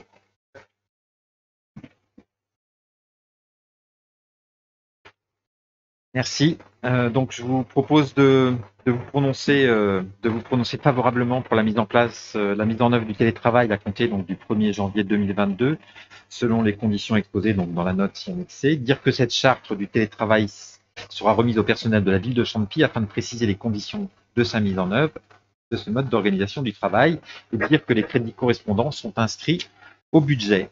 Est-ce qu'il y a des oppositions, des abstentions? C'est adopté à l'unanimité. Je vous remercie. Donc on a une délibération sur la mise à disposition par la ville d'un agent sur la fonction de directeur de la régie cantepienne de télédistribution au 1er janvier 2022. C'est monsieur Alain Giquel qui nous présente cette délibération. Bonsoir à tous. Dans le cadre des relations entre la régie cantepienne de télédistribution et la ville de Champy, il est proposé d'apporter un soutien technique à la RCT dans le suivi administratif et de la paie du directeur de la RCT. Le directeur de la régie cantepienne de télédistribution est actuellement en détachement auprès de la régie cantepienne de télédistribution. Il y a une position du fonctionnaire placée sur sa demande hors de son cadre d'emploi. Il s'agit d'une forme de mobilité des fonctionnaires. Sa paie est réalisée par la RCT et le suivi statutaire par la ville de Chambly. Le directeur de la régie cantopienne de télédistribution a souhaité mettre un terme à son détachement auprès de la RCT. Une délibération de la régie cantopienne de télédistribution en date du 8 avril 2021 rend acte de l'abandon de la position du détachement de son changement par une mise à disposition de l'agent occupant le poste de directeur de régie cantopienne de télédistribution à compter du 1er janvier 2022. Aussi, le directeur de la régie cantopienne de télédistribution sera payé directement par la ville. En contrepartie de la mise à disposition, la RCT s'engage à verser à la ville de Chambly une contribution annuelle de la rémunération et des charges sociales de l'intéressé. Il est donc proposé au conseil municipal d'approuver la mise à disposition à titre onéreux de l'agent occupant le poste de directeur de la régie cantopienne de télédistribution au profit de la régie cantopienne de télédistribution pour une durée de 18 mois, renouvelable avec une durée maximale de 3 ans et un temps de travail de 28 heures par semaine à compter du 1er janvier 2022. Autoriser Monsieur le maire à signer la convention de mise à disposition correspondante et préciser que les crédits et recettes correspondants sont prévus au budget prévisionnel 2022. Merci Monsieur Vickel. Est-ce qu'il y a des interventions? Je propose de passer au vote. Qui s'oppose? Qui s'abstient? C'est l'unanimité. Je vous remercie.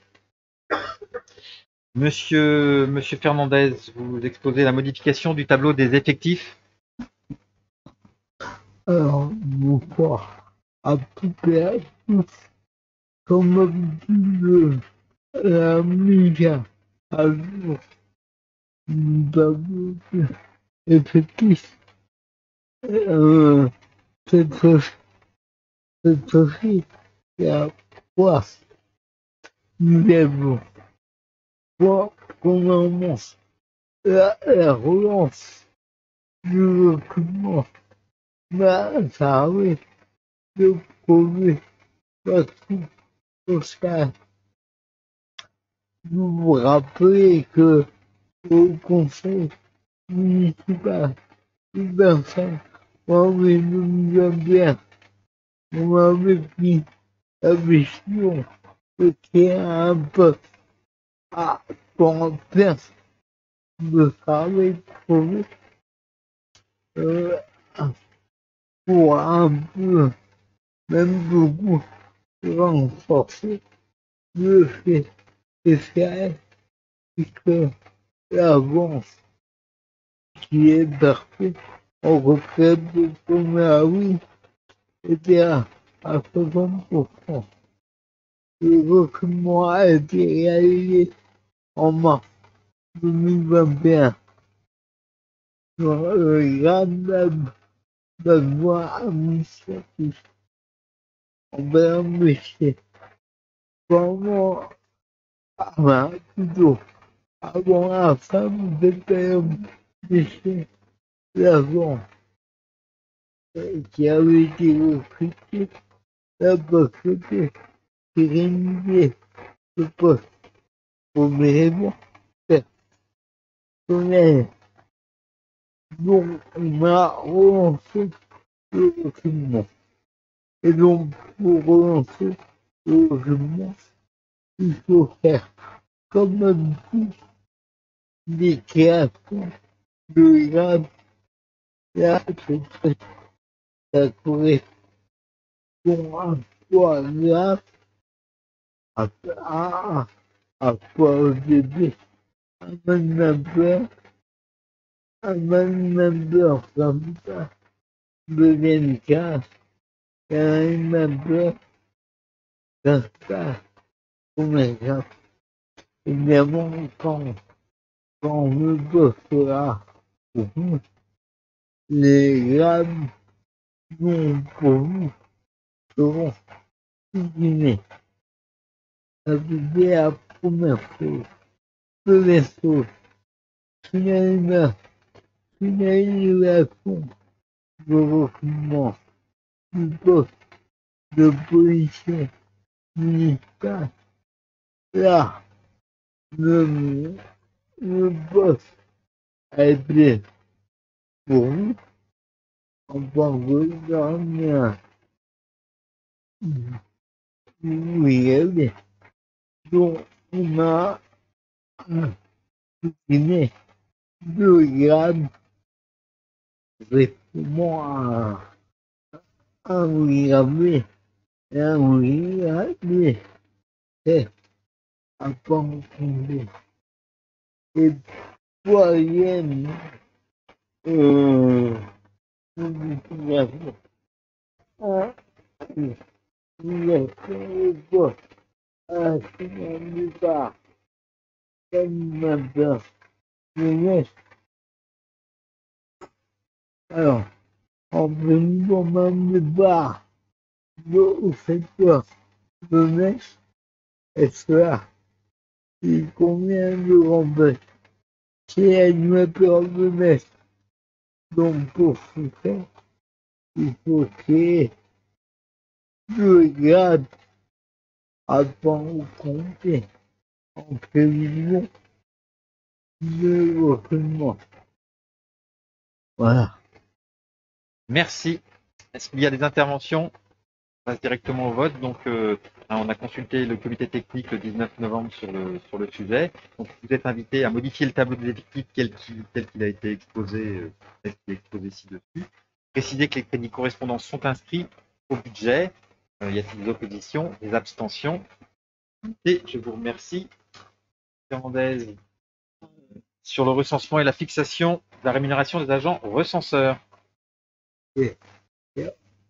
Pour moi, tant pis pour vous.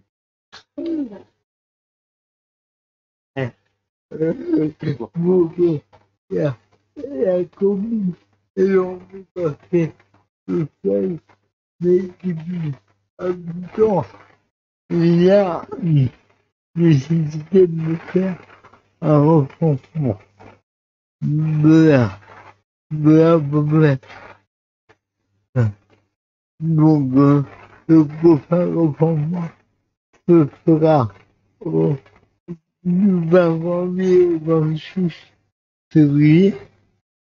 La commission se fera au plus tard le mars. Il est précisé que le montant de la rémunération des agents recenseurs est déterminé par la commune. Il est fixé librement par rémunération. Pour la collecte de 2020, vous avez un tableau pour expliquer un peu le calcul de la rémunération. Il faut savoir que en 2020, le coût de base chez EVA 2088 € 87, la population n'est pas élevant à 1926 €. Pour 2022, la population n'est pas, et c'est pas une surprise, baisse un peu à 1885 €. Donc les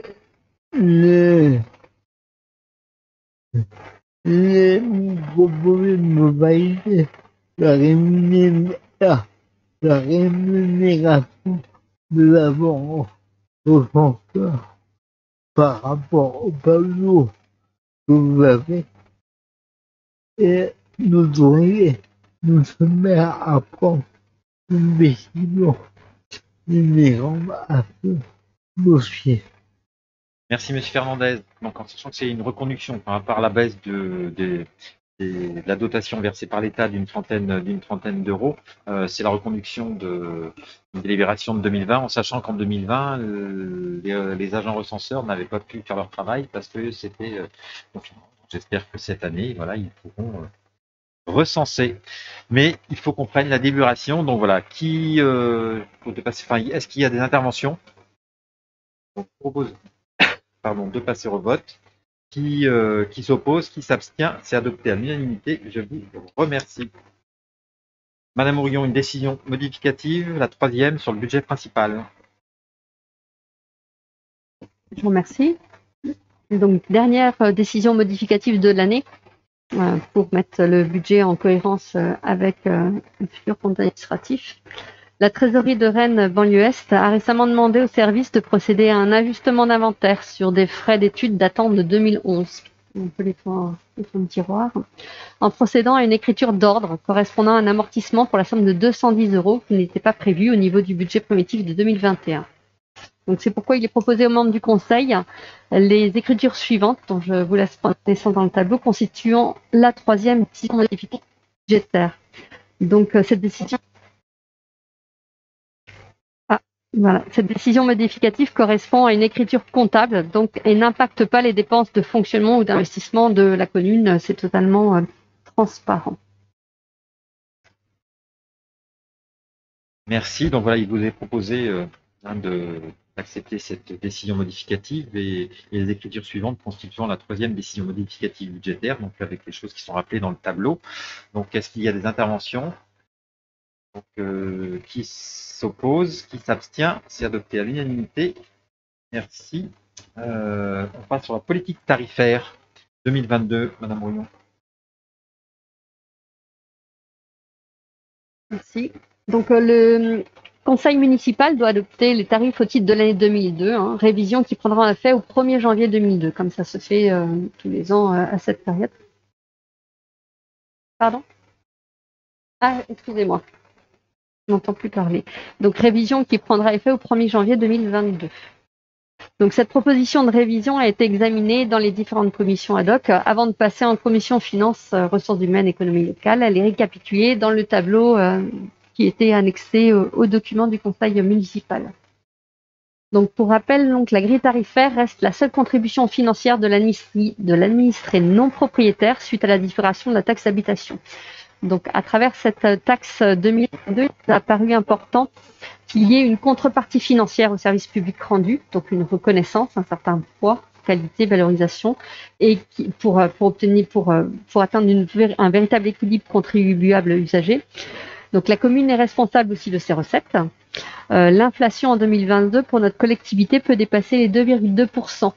Annoncé pour l'année prochaine en raison de la hausse, entre autres, des fluides. Les objectifs pour 2022 à travers ces grilles sont les suivants. Donc, apurer et simplifier la grille des tarifs devenue obsolète.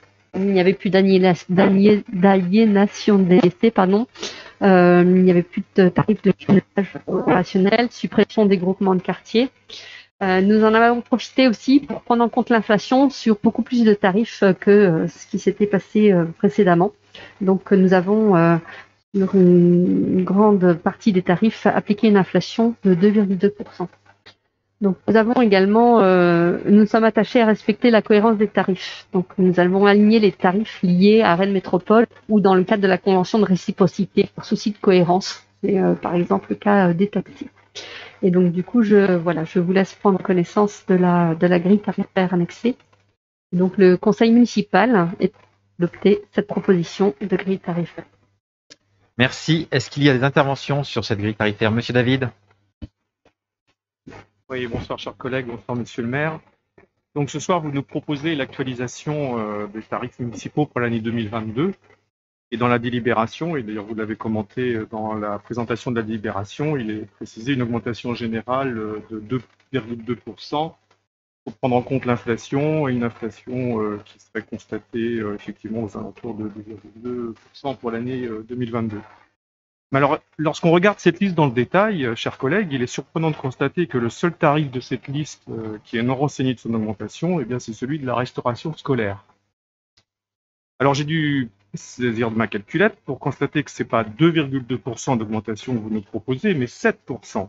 7% d'augmentation du tarif de la restauration scolaire. Donc 7% d'augmentation pour la cantine. 7% d'augmentation, c'est un repas qui passe subitement de 4,50 € à 4,81 € par rationnaire. 7% d'augmentation, c'est 31 centimes de plus par repas. On va dire 12 € en moyenne par mois ou 120 € par an pour une famille dont les 2 enfants fréquentent nos écoles.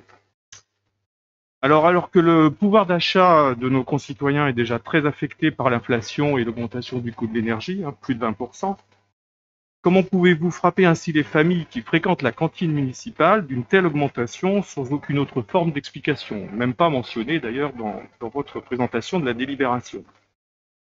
C'est quand même suggérer une telle augmentation, je pense que ça aurait mérité un vrai débat dans notre Assemblée sur cette possible évolution des coûts associés à ces éléments, et en particulier suite à la mise en place du nouveau marché de la restauration scolaire, pour qu'il soit opéré un arbitrage que j'aimerais en tout cas qu'il soit concerté quant à l'effort qui aurait été demandé spécifiquement aux familles. Je rappelle quand même que pendant le mandat précédent, nous nous sommes toujours refusés d'augmenter le prix du repas.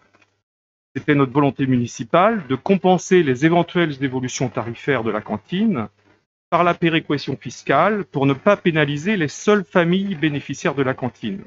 Et à l'époque, nous estimions qu'avec un repas à 4,50 €, c'était déjà un prix de repas significatif. Donc avec cette augmentation de 7%, c'est un changement conséquent et sans précédent que vous nous proposez ce soir. Une augmentation qui va directement et sérieusement impacter financièrement toutes les familles dont les enfants sont scolarisés à Chantepie. En plus, une augmentation unilatérale, sans débat, et je dirais en rupture avec la politique sociale que nous avons voulu défendre et toujours défendue lorsque nous étions en responsabilité. Donc pour cette raison, nous voterons contre cette nouvelle grille tarifaire.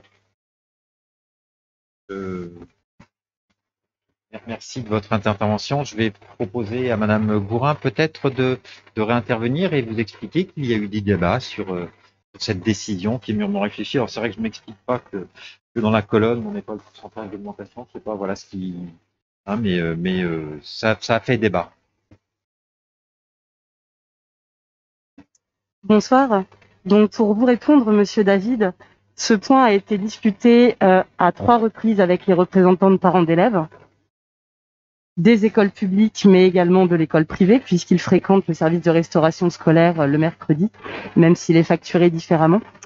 Ce point a également été discuté à au moins 2 reprises en commission. Et je m'étonne que vous votiez ce soir contre cette proposition tarifaire, puisque lors de la présentation de cette même grille tarifaire en commission jeunesse, l'opposition n'a pas émis de remarques. Et cette proposition a été validée à l'unanimité. Par ailleurs, et je laisserai également Monsieur Chende peut-être s'exprimer, sachez que sur le marché de restauration scolaire, si l'inflation est en effet de 7%, tarif passant à 4,80 €, mais encore bien inférieur aux tarifs constatés sur les communes de la première couronne rennaise, qui sont plutôt aux alentours de 5 €. Donc nous restons en dessous du seuil des 5 €. Cette augmentation prend certes en compte l'inflation, mais surtout une tarification qui prend en compte le nouveau marché de restauration scolaire, qui va permettre à tous les cantepiens d'avoir une alimentation plus durable dans leurs assiettes. Alimentation durable avec où nous allons bien au-delà des demandes de la loi Egalim, avec 60% des approvisionnements de qualité, comprenant des aliments issus de l'agriculture biologique, mais également des circuits courts qui permettront aussi aux agriculteurs de la région rennaise de pouvoir profiter de ce marché de restauration scolaire. Merci.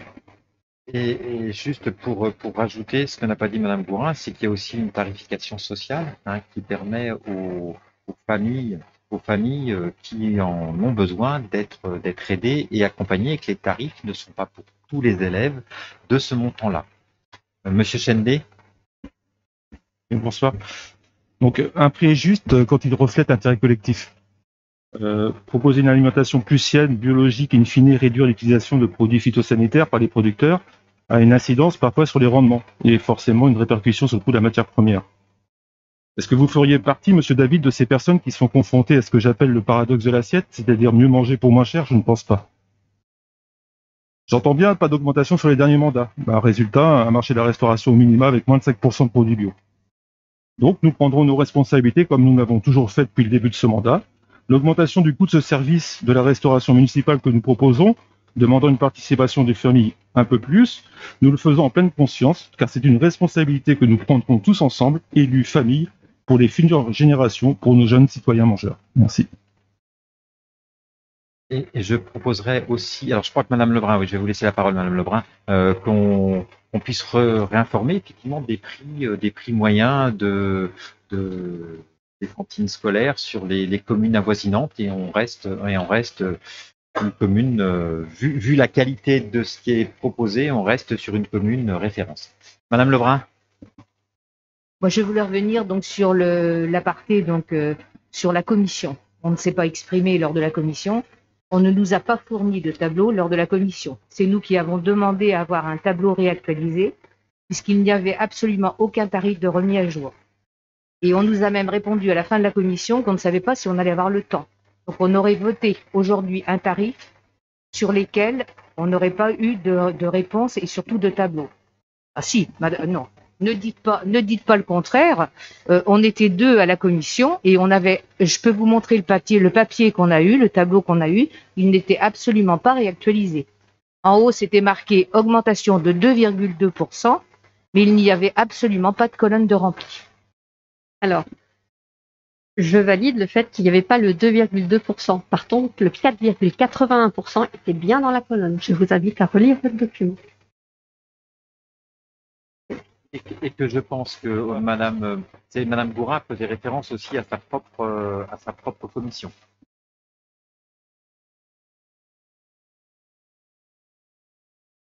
Alors, Madame Lebrun, vous faites en effet référence à notre commission, je m'en rappelle très bien. Et en effet, nous vous avons expliqué. Alors, c'est vrai que vous étiez au téléphone au même moment, mais nous vous avons expliqué. Nous vous avons expliqué, Madame Lebrun, à 2 reprises, du coup, que le tableau n'était pas actualisé. En effet, je m'en suis excusée, mais le vrai tableau a été présenté ensuite en commission finance. Monsieur David, si vous voulez intervenir. Oui, excusez-moi, mais je veux bien croire qu'il y a une conjonction de coïncidence, mais enfin là, je pense que quand même, on va un peu loin. Vous parlez d'un tableau qui aurait été rempli, qui était finalement pas rempli. Moi, je vous parle d'une évolution tarifaire de 2,2%, sauf que le seul tarif qui a augmenté de 7%, il n'a même pas le taux dans le tableau. Ah bon, je veux dire, quand même, admettez quand même que l'information n'était pas forcément bien explicite, donc, puisque j'ai dû prendre ma calculette, moi, pour le calculer. Donc le 7%, je ne sais pas si mes collègues l'avaient remarqué, ce 7% d'augmentation des tarifs de la cantine. Mais enfin bon, avouez quand même qu'il n'était pas très explicite et que même quand vous avez présenté la délibération, Madame Mourion, vous ne l'aviez pas exprimé explicitement. Or, c'était quand même un tarif majeur. La restauration scolaire, c'est quand même, ça représente 280 000, 300 000 euros de dépenses pour la commune. Je ne sais pas où on en est aujourd'hui, mais c'est quand même pas anecdotique. Donc, c'est quand même une influence significative, si vous voulez, par rapport aux dépenses de la commune. Je pense que ça méritait quand même une explication un peu plus fournie que simplement un chiffre quelque part dans un tableau qui existait ou qui n'existait pas. Alors après, sur le taux proprement dit, moi j'entends bien qu'il y a eu une négociation des tarifs de la restauration scolaire et que éventuellement ces tarifs ont évolué. Maintenant, il faut se ramener à la décomposition de ce tarif. Et là encore, je ne sais pas si tous les collègues ont bien la compréhension du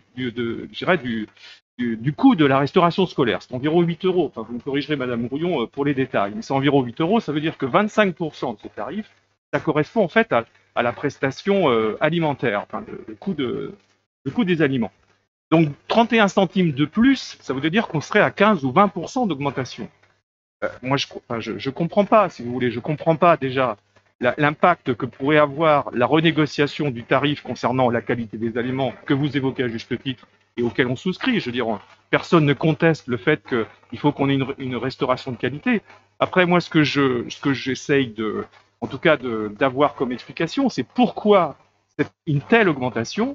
Qu'est-ce qui l'impacte, cette augmentation? Et ensuite, effectivement, il y a une décision politique. Il y a effectivement une augmentation parce qu'elle est liée à des coûts qui auraient été grevés de manière significative. Après, il y a une démarche politique. Est-ce qu'on veut que ces coûts-là soient intégrés dans une politique sociale et donc on va plutôt la faire supporter par l'ensemble des recettes de la commune, ou est-ce qu'on va l'infliger en totalité ou partiellement aux familles? Ça fait partie aussi du débat. Moi, je ne sais pas, peut-être que le constat, c'est qu'il y a 15% d'augmentation de la cantine et que vous souhaitez en faire assumer 50% aux familles, 50% à la collectivité. Mais Mais il faut le dire, il n'y a pas de débat, si vous voulez. On a un chiffre qu'on découvre, on a un taux qui n'est pas mentionné, on n'a aucune explication par rapport à l'évolution qui est quand même significative. Et donc, dans un contexte en plus, où là, on a nos familles qui sont, et vous le savez bien, qui ont des problématiques de pouvoir d'achat, et je comprends aussi qu'il y a l'application des coefficients, 70% ou plus pour les quotients familiaux les plus faibles. Maintenant, même pour eux, l'impact, il est là. Même si c'est de quelques centimes par rapport aux 31 centimes, 77%, ça fait quand même des centimes aussi, et donc ça fait du pouvoir d'achat en moins aussi, pour des familles qui, pour certaines, n'ont même pas 30 ou 40 euros par jour pour vivre.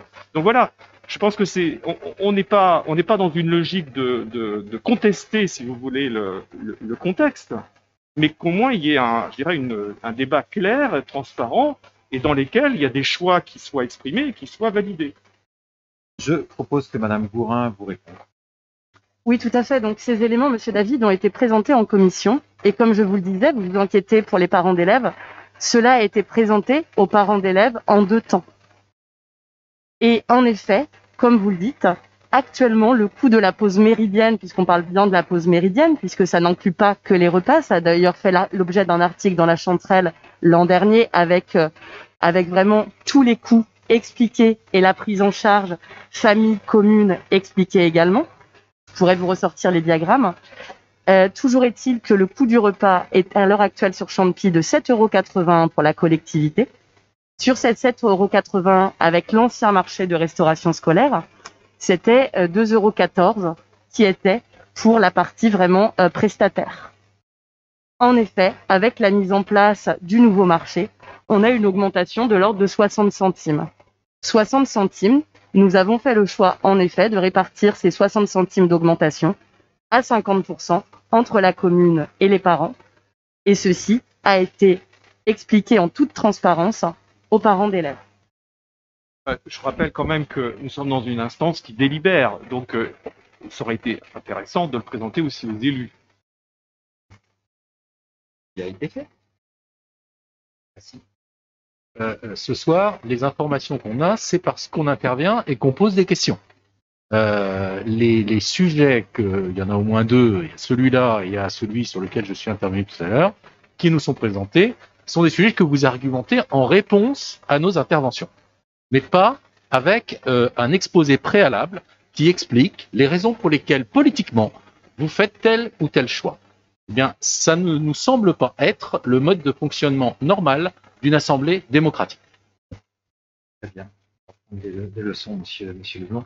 La seule chose que je reconnais, c'est qu'effectivement, dans ce tableau-là, n'apparaît pas l'augmentation de 7%. Voilà. Hein, et pour le reste, c'est notre position politique et la juste répartition de cette nouvelle charge pour un meilleur service d'une beaucoup plus grande qualité. On l'assume politiquement et elle a été échangée avec les parents d'élèves et en commission. Je vous propose de passer au vote. Vous n'avez pas demandé la parole, monsieur Roussel. Donc, je vous propose d'adopter cette grille tarifaire. Donc, qui s'oppose? Qui s'abstient? Vous opposez? Qui s'abstient? Voilà, qui vote pour? Je vous remercie.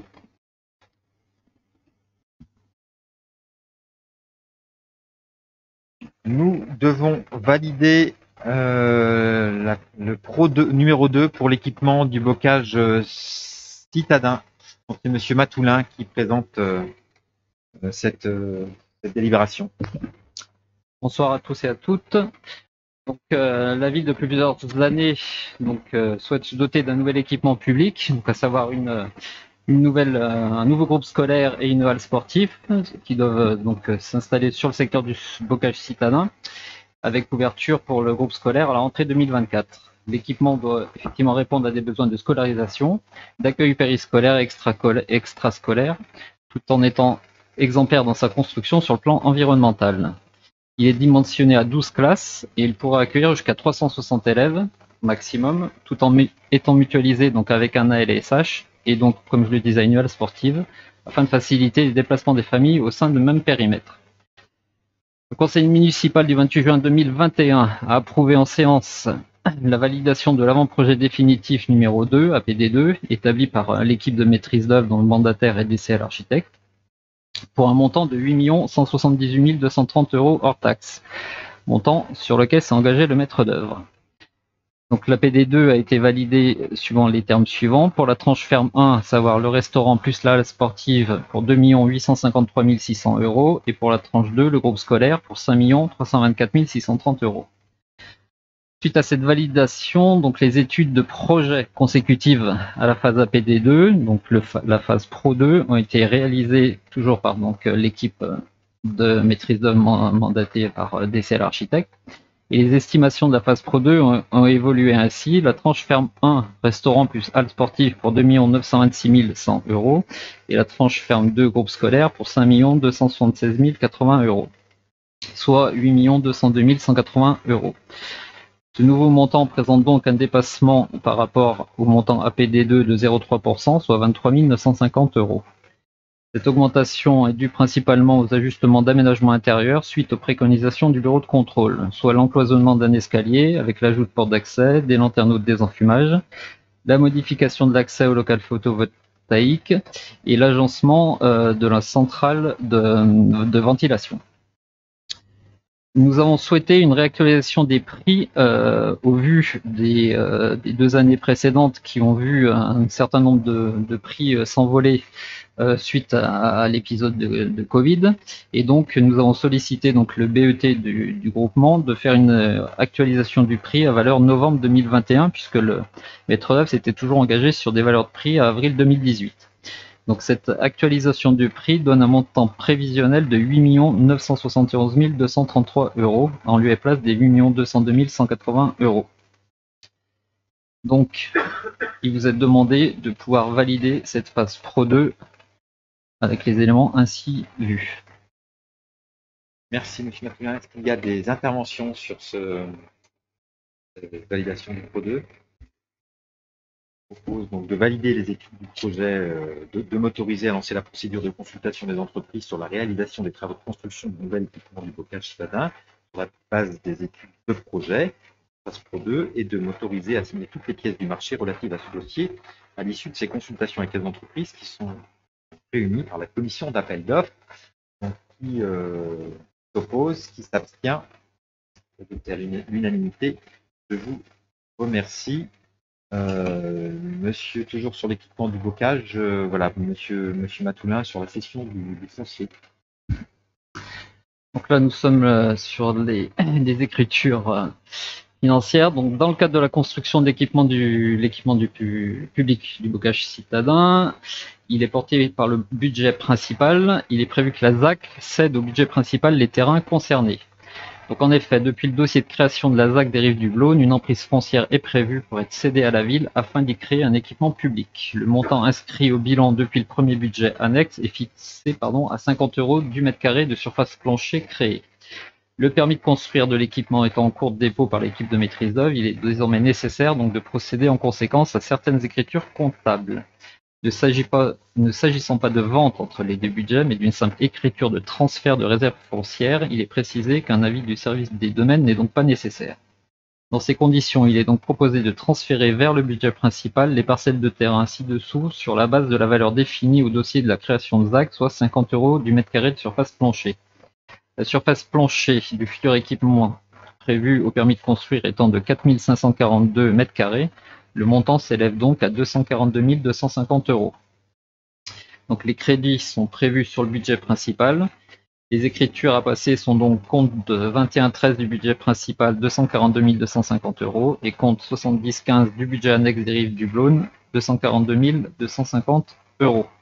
Il est donc proposé au conseil municipal de procéder au transfert du budget annexe Rives du Blône vers le budget principal des biens compris dans l'emprise de l'opération d'aménagement, sur la base de la valeur inscrite au dossier de création de la ZAC, soit 50 € du mètre carré de surface plancher prévu pour le futur équipement public. Merci. Merci des interventions. Je propose de passer au vote. Donc, qui s'oppose, qui s'abstient, c'est adopté à l'unanimité. Merci, Monsieur Rebuffy, pour un dispositif d'instruction des autorisations d'occupation et d'utilisation des sols. C'est une reconduction par avenant. Oui, Rennes Métropole a constitué en 2006 un service droit des sols pour instruire les demandes d'autorisation d'occupation des sols des communes, de la communauté d'agglomération qui le souhaitent. Les missions de ce service des droits des sols sont les suivantes: instruction des demandes d'autorisation d'occupation des sols, gestion administrative des autorisations, contrôle de la conformité des constructions avec les autorisations délivrées, information des maîtres d'ouvrage, des constructeurs, des pétitionnaires, en complément des communes. Et puis, participation au suivi des documents d'urbanisme et à l'évolution de la réglementation. Ce dispositif présente également l'intérêt mutualisé et savoir-faire nécessaire qui comporte des aspects très techniques et juridiques. 39 communes bénéficient à ce jour du service d'instruction du droit des sols de Rennes Métropole. Alors que la grande majorité des services publics aux usagers sont accessibles en ligne, le dépôt et le suivi de l'instruction en ligne de toutes les demandes d'autorisation d'urbanisme démarre au 1er janvier prochain, 1er janvier 2022. En effet, l'article 62 de la loi Elan prévoit que toutes les communes de plus de 3500 habitants devront avoir des procédures dématérialisées pour recevoir et instruire ces demandes. Pour l'usager, les avantages de la dématérialisation peuvent être un gain de temps, plus de souplesse, plus de transparence sur l'avancement de l'instruction des dossiers, et puis des économies sur la rétrographie pour les communes notamment. Mais s'il le souhaite, l'usager pourra toujours déposer sa demande au format papier à partir du 1er janvier 2022. Là-dessus, il n'y a pas de changement. Et donc, cette évolution impacte les tâches des différentes collectivités et les outils mis à disposition. Ainsi, toute la chaîne de l'instruction jusqu'à l'étape archivage du dossier qui va nécessiter des infrastructures ne sont pas opérationnels à ce jour. Donc, il est proposé, en attendant une actualisation, que la convention de mise à disposition actuelle soit reconduite, et il s'agit dans l'immédiat donc de reconduire ce dispositif pour une durée de 1 an afin de mettre en cohérence, après la mise en œuvre globale de la dématérialisation, de la procédure d'instruction des autorisations du droit des sols. Merci Monsieur Rebuffi. Est-ce qu'il y a des interventions sur cette délibération? Donc, je vous propose de passer au vote. Donc, qui s'oppose? S'abstient, c'est adopté à l'unanimité. Je vous remercie. Madame Gourin nous présente le renouvellement d'une convention clic alliage qui aurait dû être présentée par Madame Isabelle Laurent, mais qui s'excuse. Rebonsoir. Donc l'association Alliage, reconnue par le conseil départemental et labellisée Centre local d'information et de coordination, CLIC, de niveau 3, est missionnée en qualité d'antenne de la maison départementale des personnes handicapées, MDPH, et localisée à Cesson. Une convention de partenariat d'une durée de 3 ans avait été signée en 2019 et prendra fin le 31 décembre 2021. Il est ainsi proposé de la renouveler sur la base des mêmes missions confiées à l'association.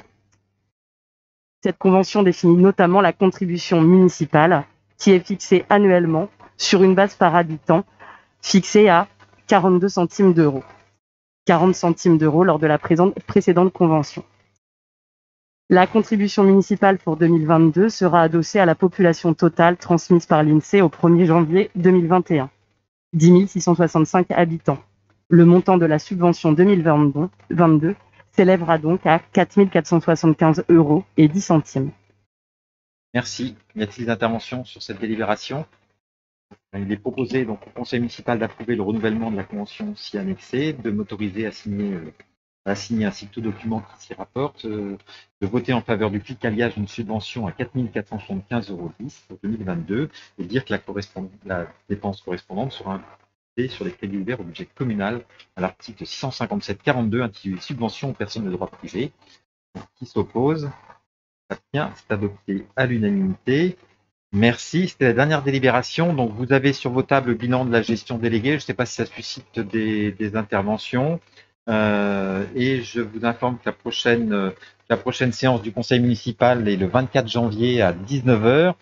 Donc, c'est le dernier conseil municipal de l'année 2021. Donc, il me reste à vous remercier toutes et tous pour votre engagement au sein de notre conseil municipal, dans l'intérêt des Cantepiennes et des Cantepiens au cours de cette année. Et voilà, et je sais que voilà, on va repartir motivé et engagé pour 2022. Donc malgré le contexte sanitaire, alors on doit faire une cérémonie des vœux qui est prévue le 11 janvier. Maintenant, voilà, je ne sais pas si on sera en état où la crise sanitaire nous permettra de le maintenir, mais retenez quand même cette date. D'habitude, à l'issue de ce dernier conseil municipal, effectivement, il y a aussi un pot de l'amitié qui est prévu, mais on a décidé pour se préserver de l'annuler également. Donc je vous souhaite à toutes et tous de très belles fêtes de fin d'année en vous remerciant.